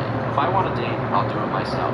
I'm sure that was devastating to La me. de novena. Report of Asian men pining for her attention. Around the same time, Topia was being frequently told to just go get a job instead of spending all of her time on TikTok. But her Damn. latest excuse Es que cuando estamos saliendo de salud, bueno, cuando ella estaba saliendo de salud, nosotros estamos esperando que se hacer esponjita, esponjita. Because I have a learning disability, that's something that I can't just fix overnight. Oh, hell no. These don't go away No, las de noveno, for brother. the rest of your life.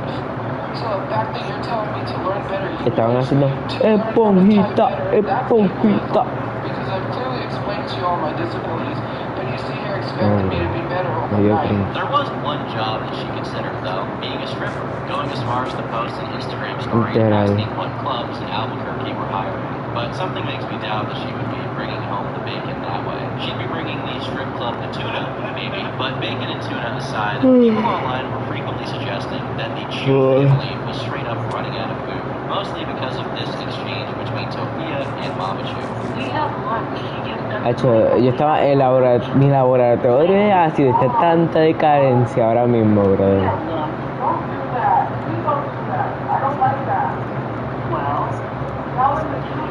Hacho, sí, loco, yo no la... Yo, en la versión de Play 5, de tanto que uso el laboratorio de ácido y no he hecho literalmente como 3 misiones del gordito. Why are you done for lunch? No, we can't buy stuff for lunch. We don't buy for dinner. No, we don't have. Loco, es que son bien aburridas, brother. Y tienes que esperar 48 minutos. Por ahí, creo. Like, hell no, man.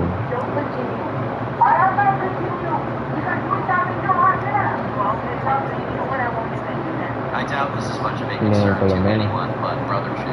From the looks of it, Topia might have a year's supply worth of calories already stocked up, so she can just go Tú pierdes dinero si te descubren. once if they run out of Porque si te disparan, sueltas dinero. Topia's mouth was her own foot because, for whatever reason, Y si no te descubren, cuando termina la misión, te dan un bonus.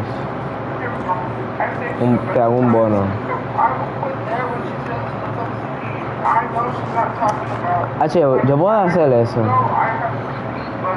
Cuando no vas por los segundos, para los objetivos secundarios y estás con otra persona, eso es context fácil. surrounding this involves people allegedly sending her illegal material as a way to harass her. No, man, el tipo tocado. Video claims she was actually reading a message sent on a Discord server she was in. I am 100% willing to give the benefit of the doubt on this specific incident, but the fact that the messages she's supposedly reading aren't on her screen, and the fact that she begins the clip with "I'm gonna watch that too, I saved it a bunch of times," could not Por make lo her look menos. worse. But of course, because she already had a terrible H, en verdad es que este tipo es carnívoro. up and watching not safe for work material, as well as other Memory, memory. being in possession Please. of illegal materials, this only poured fuel on the trash fire. It's not really worth it to get into the weeds of who did what in Los dos. Discord server number 1000, but to say the least, the evidence against not just Topia, but also the Sobreviví, entire bro. Chu clan was mounting. Case in point, H, lo que es un tan gay, mano. Papa Chu had a habit of making Al final. threats. No, o sea, la matas.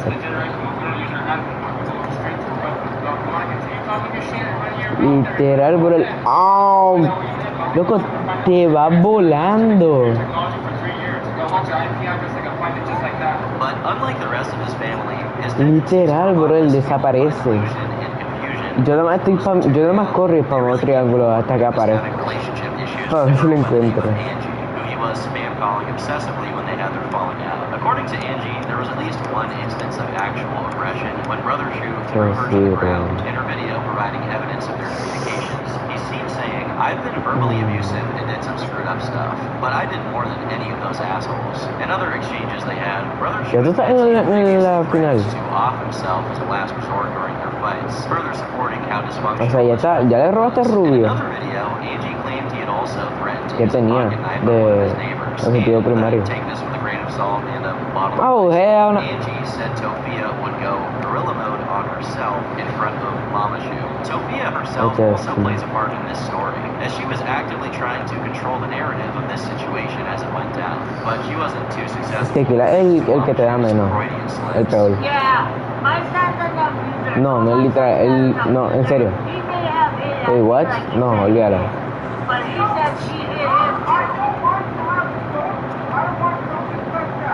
She hit him too, she said. Don't discuss anything that has Oh, no.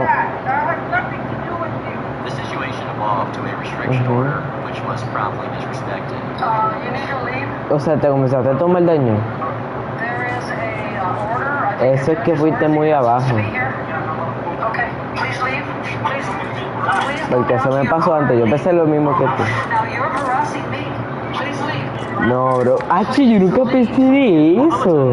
Whether he did this because he needed it or because he wanted to Solamente porque nunca me tomé daño. car for himself and even eventually put it Es que a nosotros nunca nos pillan, bro.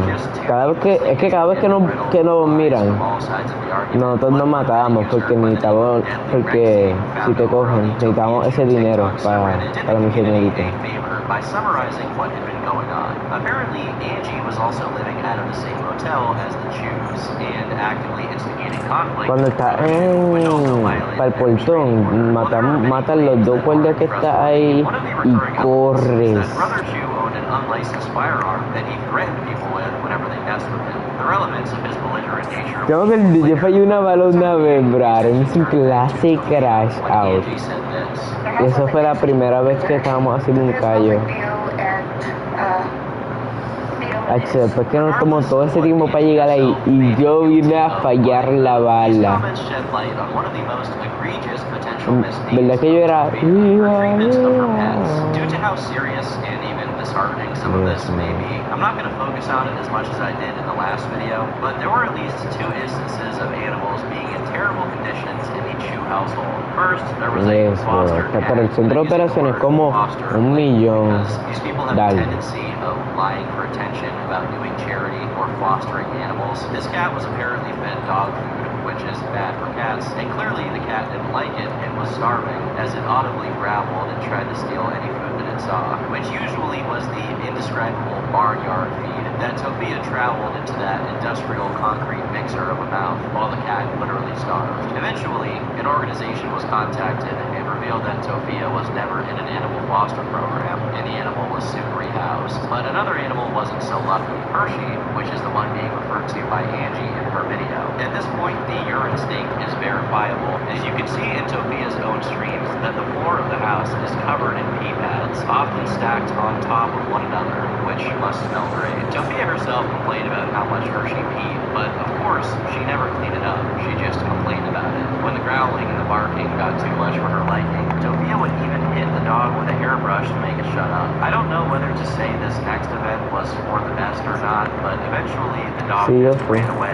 And although Tofia claimed it was out of her hands, it really did seem like she purposely No, él nunca ha pedido permiso. Due to the time frame, this could be because she didn't want to buy his dog food anymore, but it could also be that she just wanted another tragedy for her to paint herself as a victim. What is Like él quería ir, pero le habían dicho que no. lying about how Hershey went missing, because she's since told the story ¿Con qué celular, loco? including bizarre details about black figures years, and her mom getting tackled or dropped to the ground by someone. Hopefully, Hershey has found a better place to live than under the tyrannous rule of the Jews. On a better note, nearing the final quarter of 2024, Papa Chew briefly returned. This time under a Martrania Sartori, or there's also Sartorium, which is an alter ego who supposedly worked at Ozark. Loco, ¿de qué tú hablas? ¿De esquizofrénico? Nearly 1,000 posts in less than a month, and among the terrible Bro, what? pictures of his wiener, he dropped a couple new classics, such as "I would like to eat AOC until she squirts." Yo creo que el más barato es el mejor, literalmente. Nada más busca el búnker que está más cerca. No, el que está más cerca. Porque en verdad si te compras los que están más lejos de la ciudad, para eso delitea tu juego, bro. Una gasta de dinero.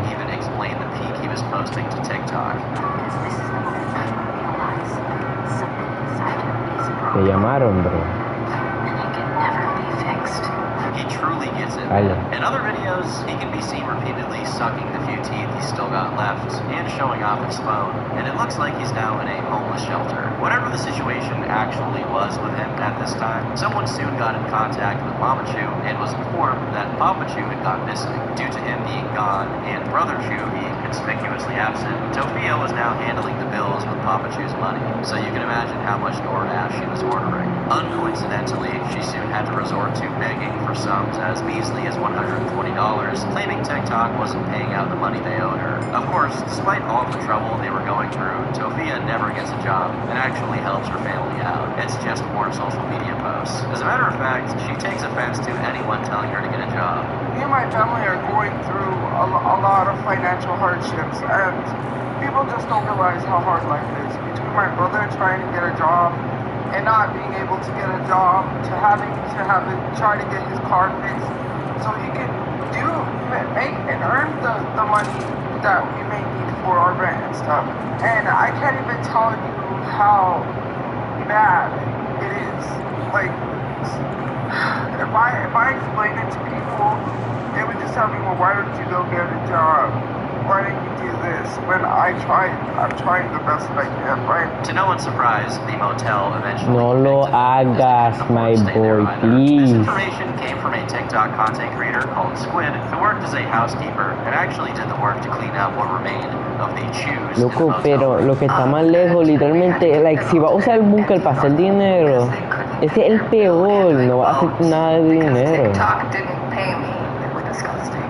And I can confirm her room was disgusting.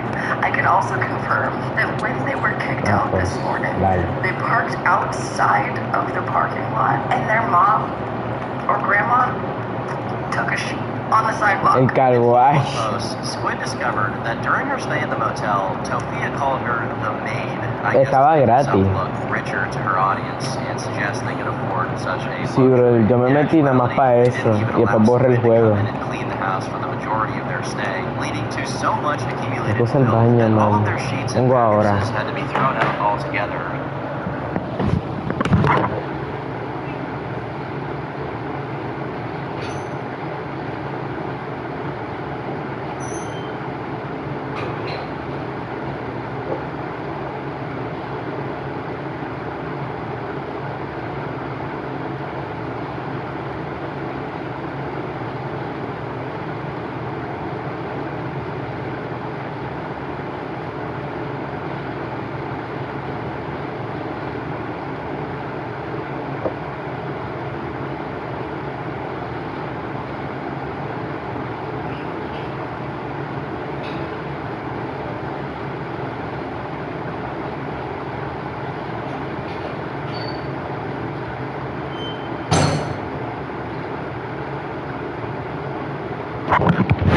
Yo, I'm back. Hello.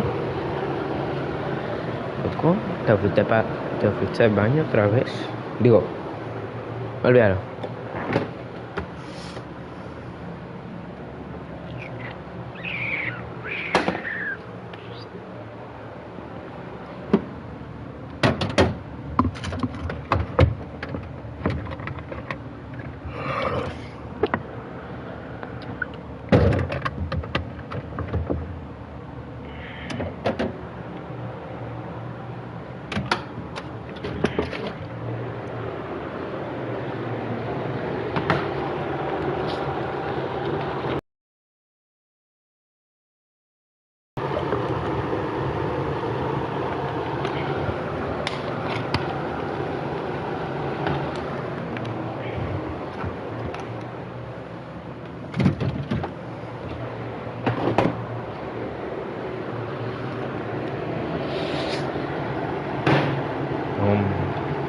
go.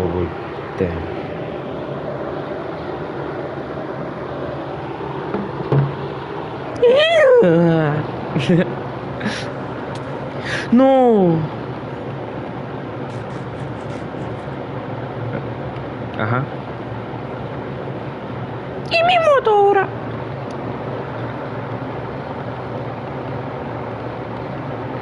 I'm sorry, don't leave me. I want to. Habitual Man es lo nuevo, que da como 500 también, 500, 100. Ey, hombre, está bueno. Pero ese es más, esa misión es más larga, ¿verdad? No.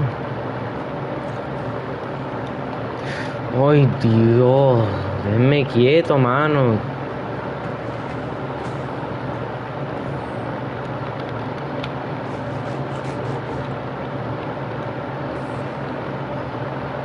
Loco, me he hecho 3 espadas.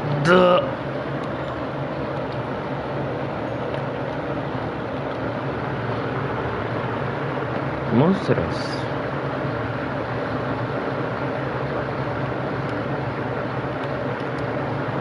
No, brother.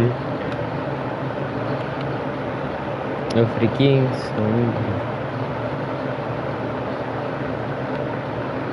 Acho, sí, brother. Yo hago eso, pero me hago tan pro que lo que yo hago, cojo como 7 Wardens, bro, versus yo. Me partieron bien duro como quiera, bro. Yo no sé quién yo me creía. Literal, brother. Yo no cojo escudo, yo cojo totems para poder seguir viviendo. Oh, hell no. Pero te pueden dar a través de la pared. Eso es lo malo. Like, estoy bien chita. Sí, eso es lo malo, bro. Ninguna de las dos opresas se puede usar en misión. Por eso es que me gusta el vigilante.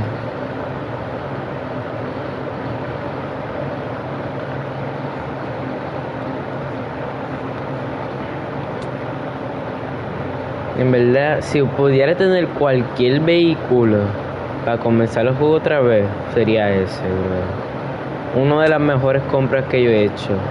Pero lo malo es que me lo compré ya cuando no tenía nada, no tenía que hacer misiones.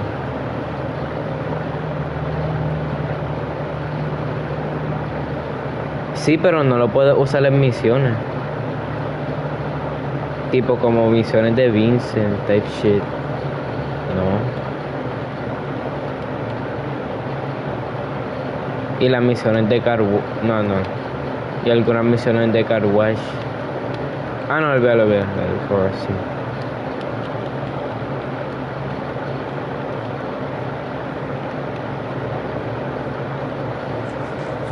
¿Lo tiene? Let's go. ¿Cuánto es? ¿Cuánto vale?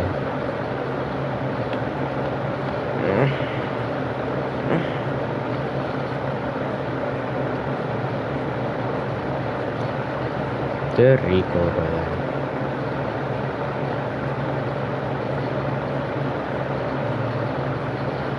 Loco, ¿dónde está mi casa? Dime, Jodil.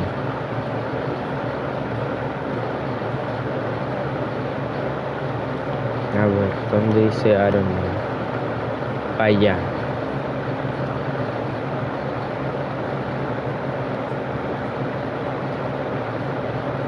I want you here with me now.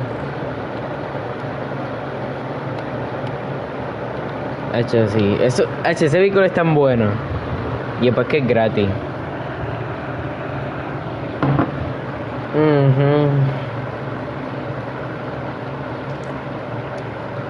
Ajá. Sí, está bien duro, loco. Ese vehículo es my baby. My baby, my baby. El Duco de Fura.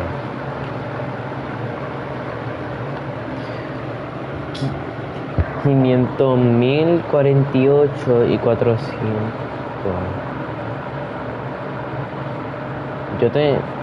Yo nada más tengo como 3. Tengo la Carbine, creo que se llamaba. Esa una de las mi pistola favorita para PvP. Sí, esa misma creo que. Nada más no le ponga opresor, porque pues no hace casi daño.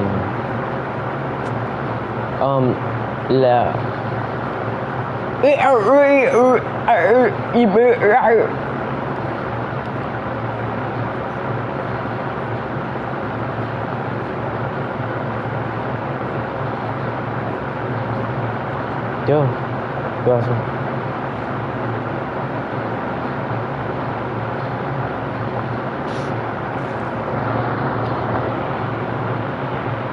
Y tengo la sniper, la heavy sniper, la tengo también. Hecho, esa es un clase de daño, loco. Yo creo que un tiro a la cabeza que lo mata.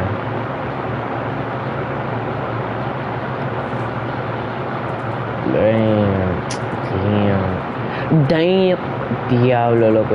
Este caballo está lento.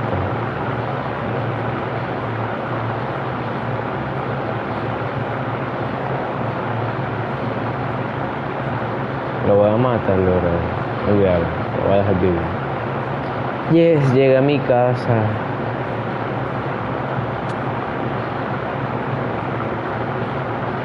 Loco, ¿tú tienes Minecraft?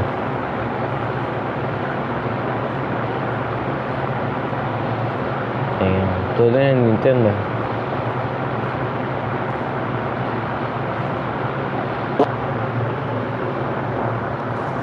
Hacho, todavía yo tengo Lego que no he montado, bro, de un carro. Un Lamborghini, bro. No, ya yo monté todo eso. Es un Lamborghini ahí, lo tengo que construir. Lo voy a construir mañana. Y después que me dieron eso en Navidad, bro, todavía no lo he hecho. Sí, bro. Bueno, en Reyes.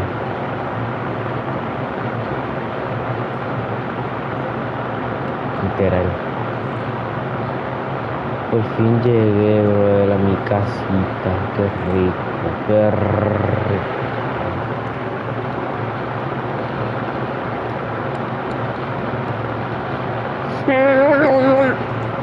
Perdón. Loco, yo creo que yo soy especial. No cogí obsidiana.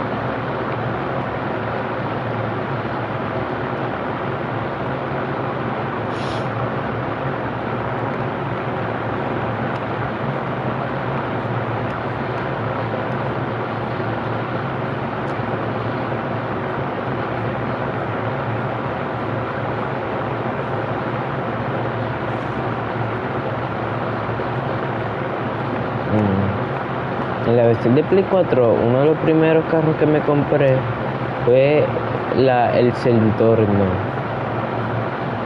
Está muy bueno. Pero después lo vendí. Sí.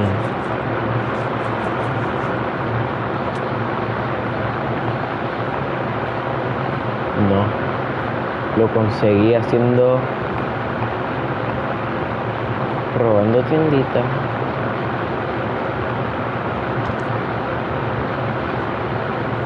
Creo, no sé. No me acuerdo.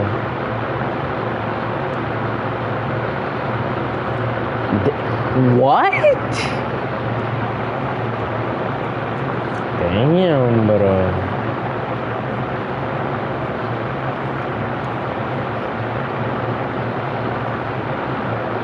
Cabrón. No. Yo no sé cómo se sienta, yo no he jugado.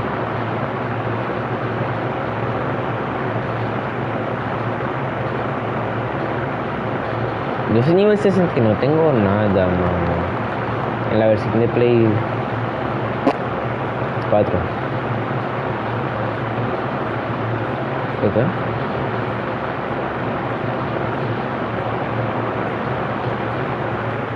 No, loco, estoy jugando Minecraft. Estoy esperando que me baje. Me queda 3 horas y 17 minutos. Sí, bro. 3 horas y 17 minutos.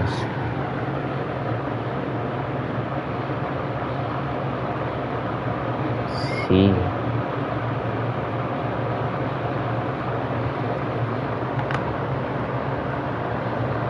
Nunca me faltaba una hora.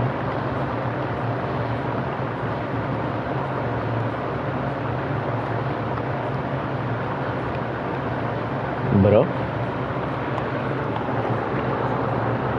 Nada.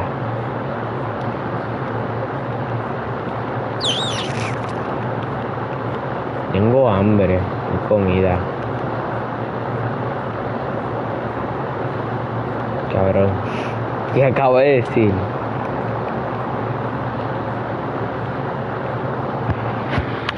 ¿Me escucha? Me acomodé el micrófono, no sé si me escuchaba.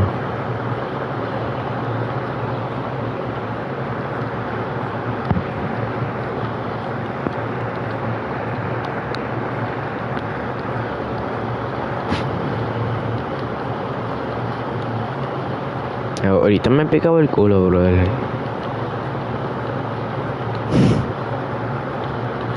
¿Te ha pasado que te pica? Ay, tengo hipo.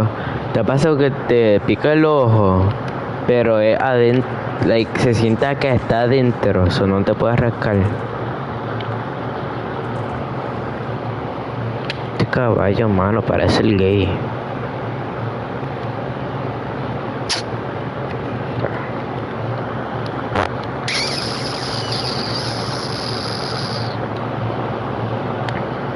Todavía estoy en shock por lo de Naima.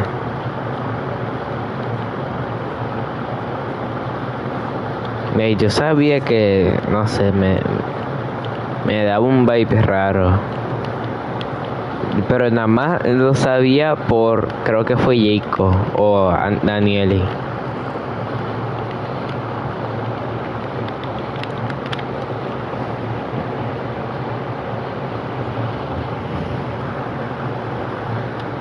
Thank you. De Dios se sacaba eso. Holy shit. Sí, bro, eso es una... Eso está bien duro. Ey, yo.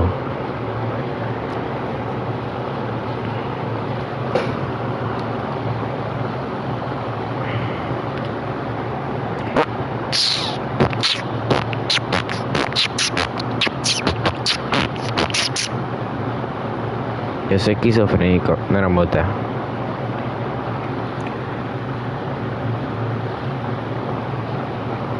Rápidos y furiosos.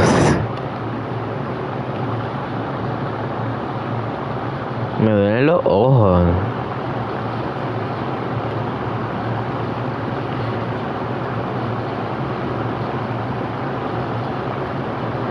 The Penthouse. Sí, bro, el gratis. Sigma, bo.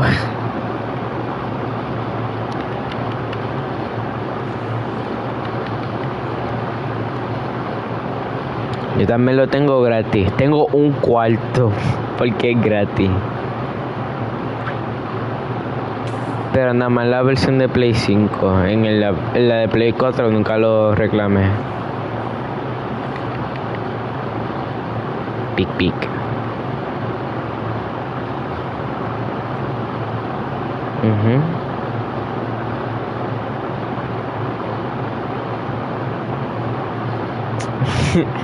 Loco.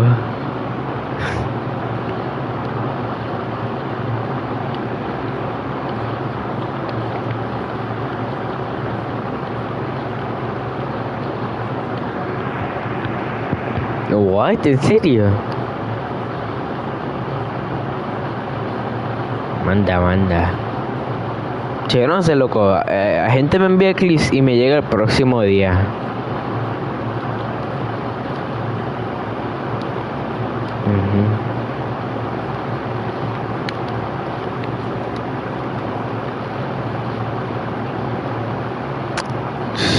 Loco, es que me molesta porque quiero conseguir dinero, pero no puedo trabajar. O sea, no puedo ganar dinero hasta los 18. De ninguna forma.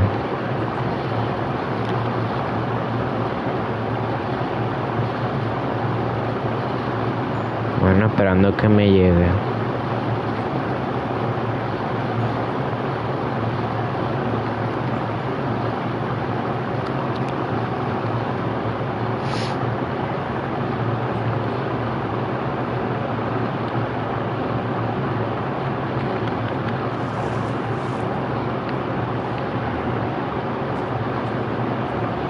Le dio tiempo y todo.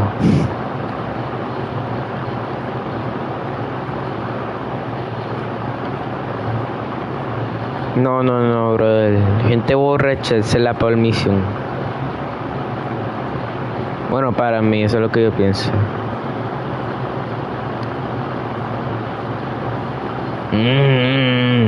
Dale. Lo que quiere, Teto, lo tienes que llevar bien lejos. Prefiero hacer una misión de fama. Son fáciles.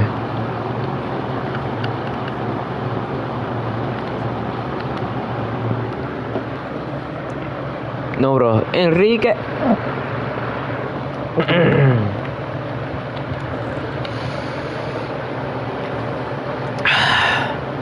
No.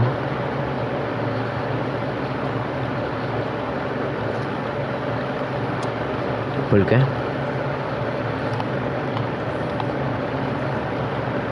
Ah, sí, verdad. Por fin, bro. Mesa de encantamientos.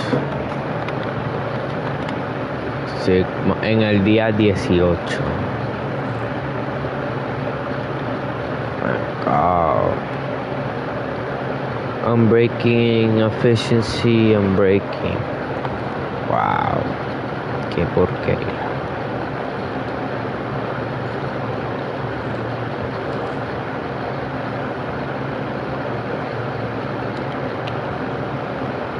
Yeah, yeah, yeah, yeah.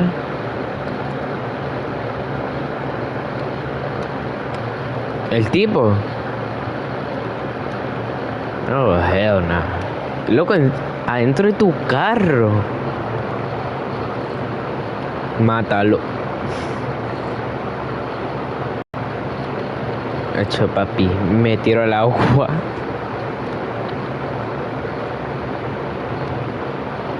Entéralo,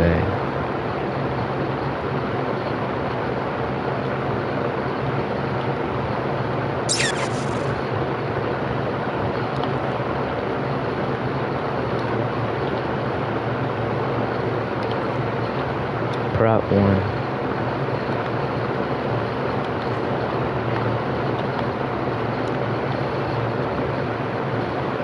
Let's go. Welcome. Welcome. Welcome. No, man, yo creo que soy esquizofrénico.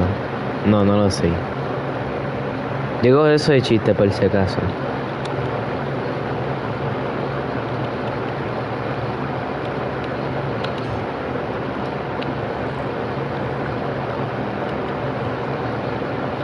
Por favor, let's go.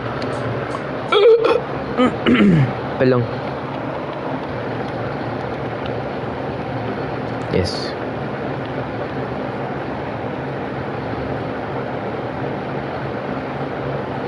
Yes. Perdón. Let's go. Let's go. Let's go. Let's go. Oh, hell no, iba a decir algo bien raro. Qué bueno que me paré.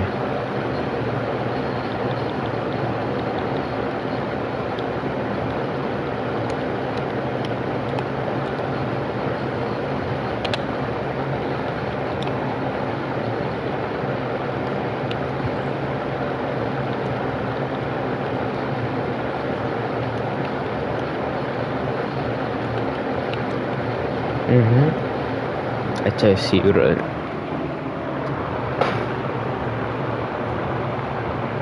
No, eso sí que no está rico. ¡Ah!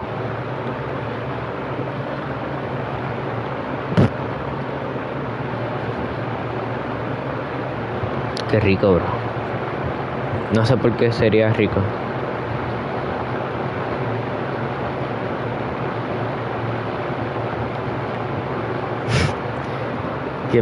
Una pelea de anime, brother.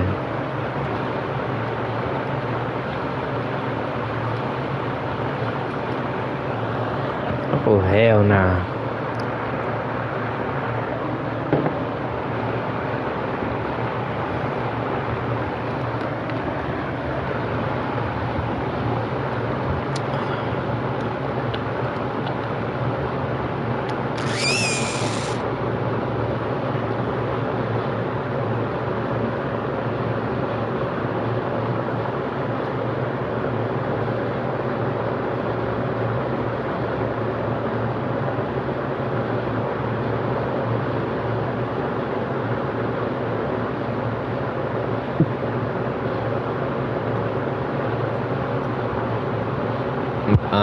Loco, yo pensé que tú te fuiste. ¿Tú te vengo ahora?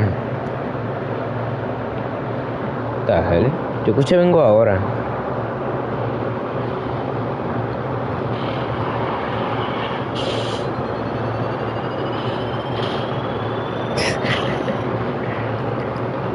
Eso es clip tuyo, bro.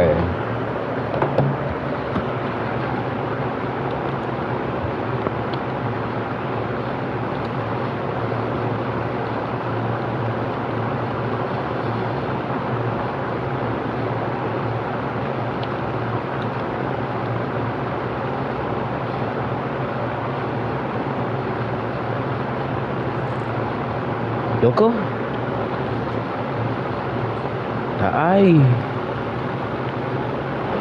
Nigga. I'm 100% nigga. Nigga. I'm 50% nigga. Si te escucho. Yes.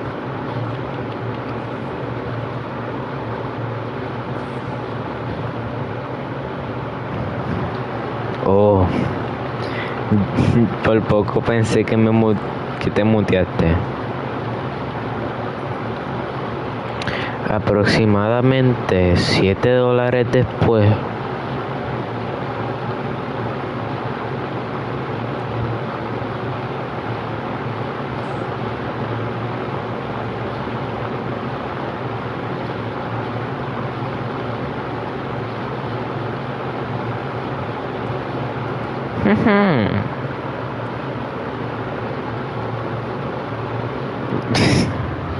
What the hell? And it goes like this, running to the back.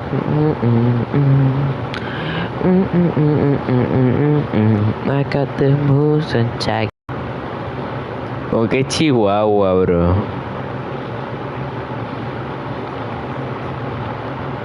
Qué pique.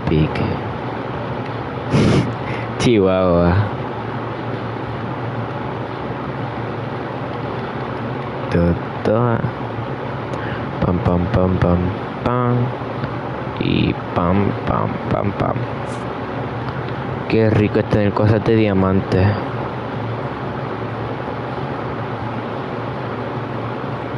Pic.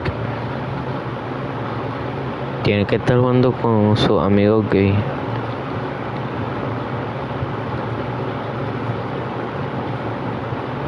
¡Ya!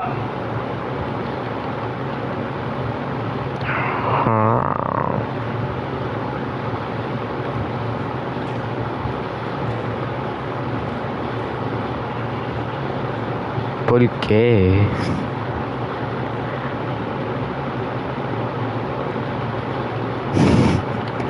Literal, ¿verdad? I'm sorry, bro. Hace calor en casa. Lo puedo apagar por 10 minutos y después me da calor. Literal, brother, no puedo.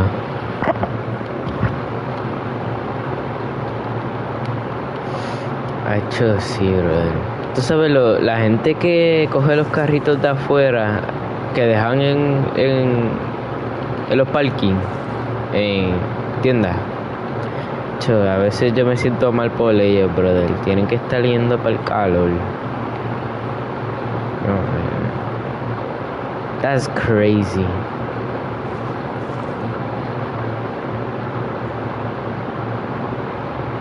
Es que esta vaca es estúpido, loco. O estúpida, no me importa si eres hombre o mujer.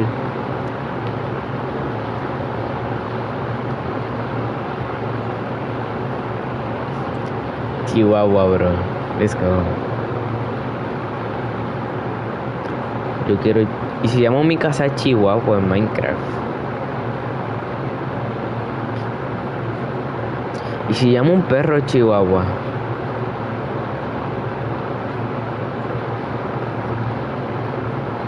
Eso no existe, bro. Está... en Minecraft, no, my boy. En verdad que estas vacas son estúpidas, mano. Canto de... ia, ia. Le salía.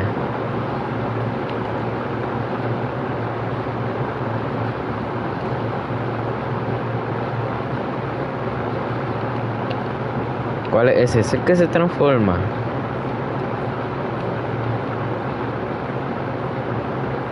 Man. Qué duro.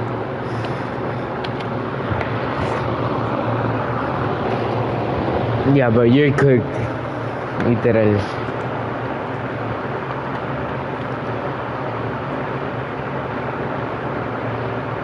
Está jugando mi... Yo he jugado por 2 horas y 30 minutos, brother.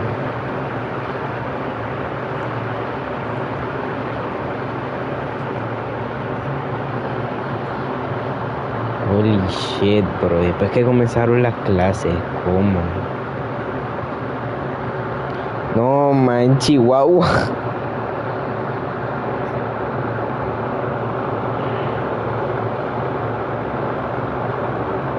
Lo bueno, estoy emocionado porque papi dijo que me va a comprar el GTA 6 para mí, pero no, él no se lo va a comprar para él.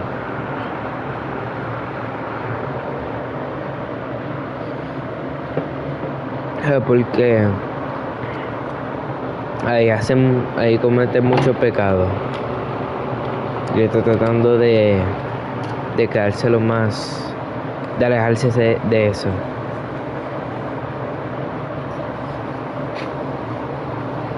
Yo sé, bro, eso va a estar, imagina, ¡pah! Le mete un puño el otro día. ¡Ey! ¡Eres tú! Te sacan una pistola. Like, pero van a querer venganza porque maté a su hijo al frente de ellos. No, pues tu mamá está despierta a esta hora. No, man. No, me está durmiendo.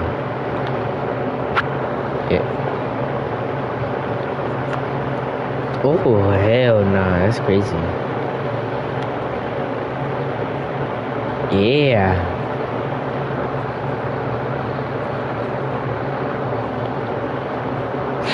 ¿Qué?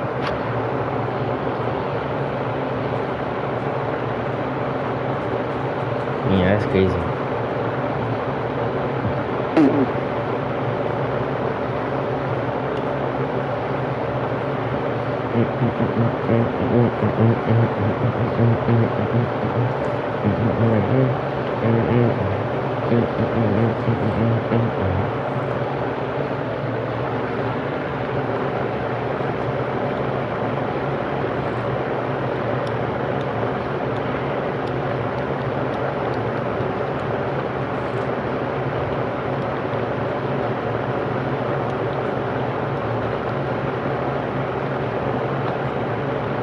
¿Cómo, bro? ¿Está adentro?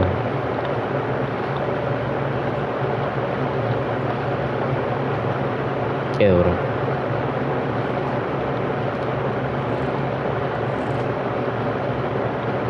Qué duro, bro. Mi casco está 1 de vida.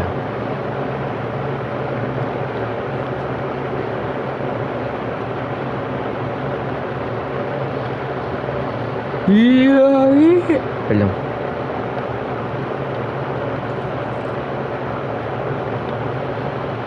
That's crazy. Qué rico, bro.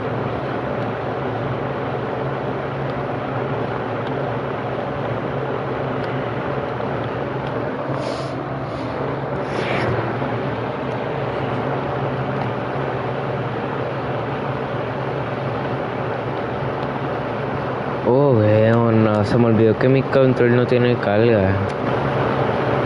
¿Cuánto? Está en amarillo, menos de la mitad.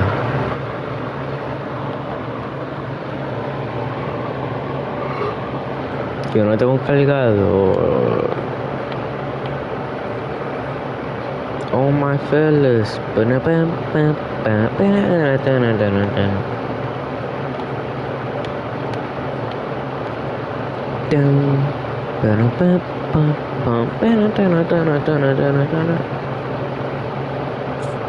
Oh my fellas.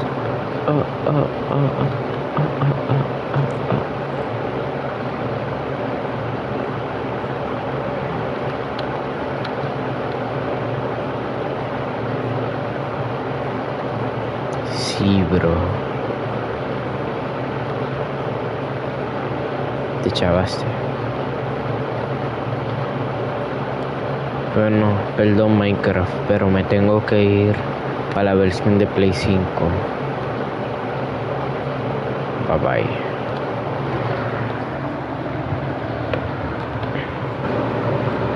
No, que me voy para... Ay, ves que borré GTA versión de Play 5. Se me olvidó, brother. ¿Cuánto queda?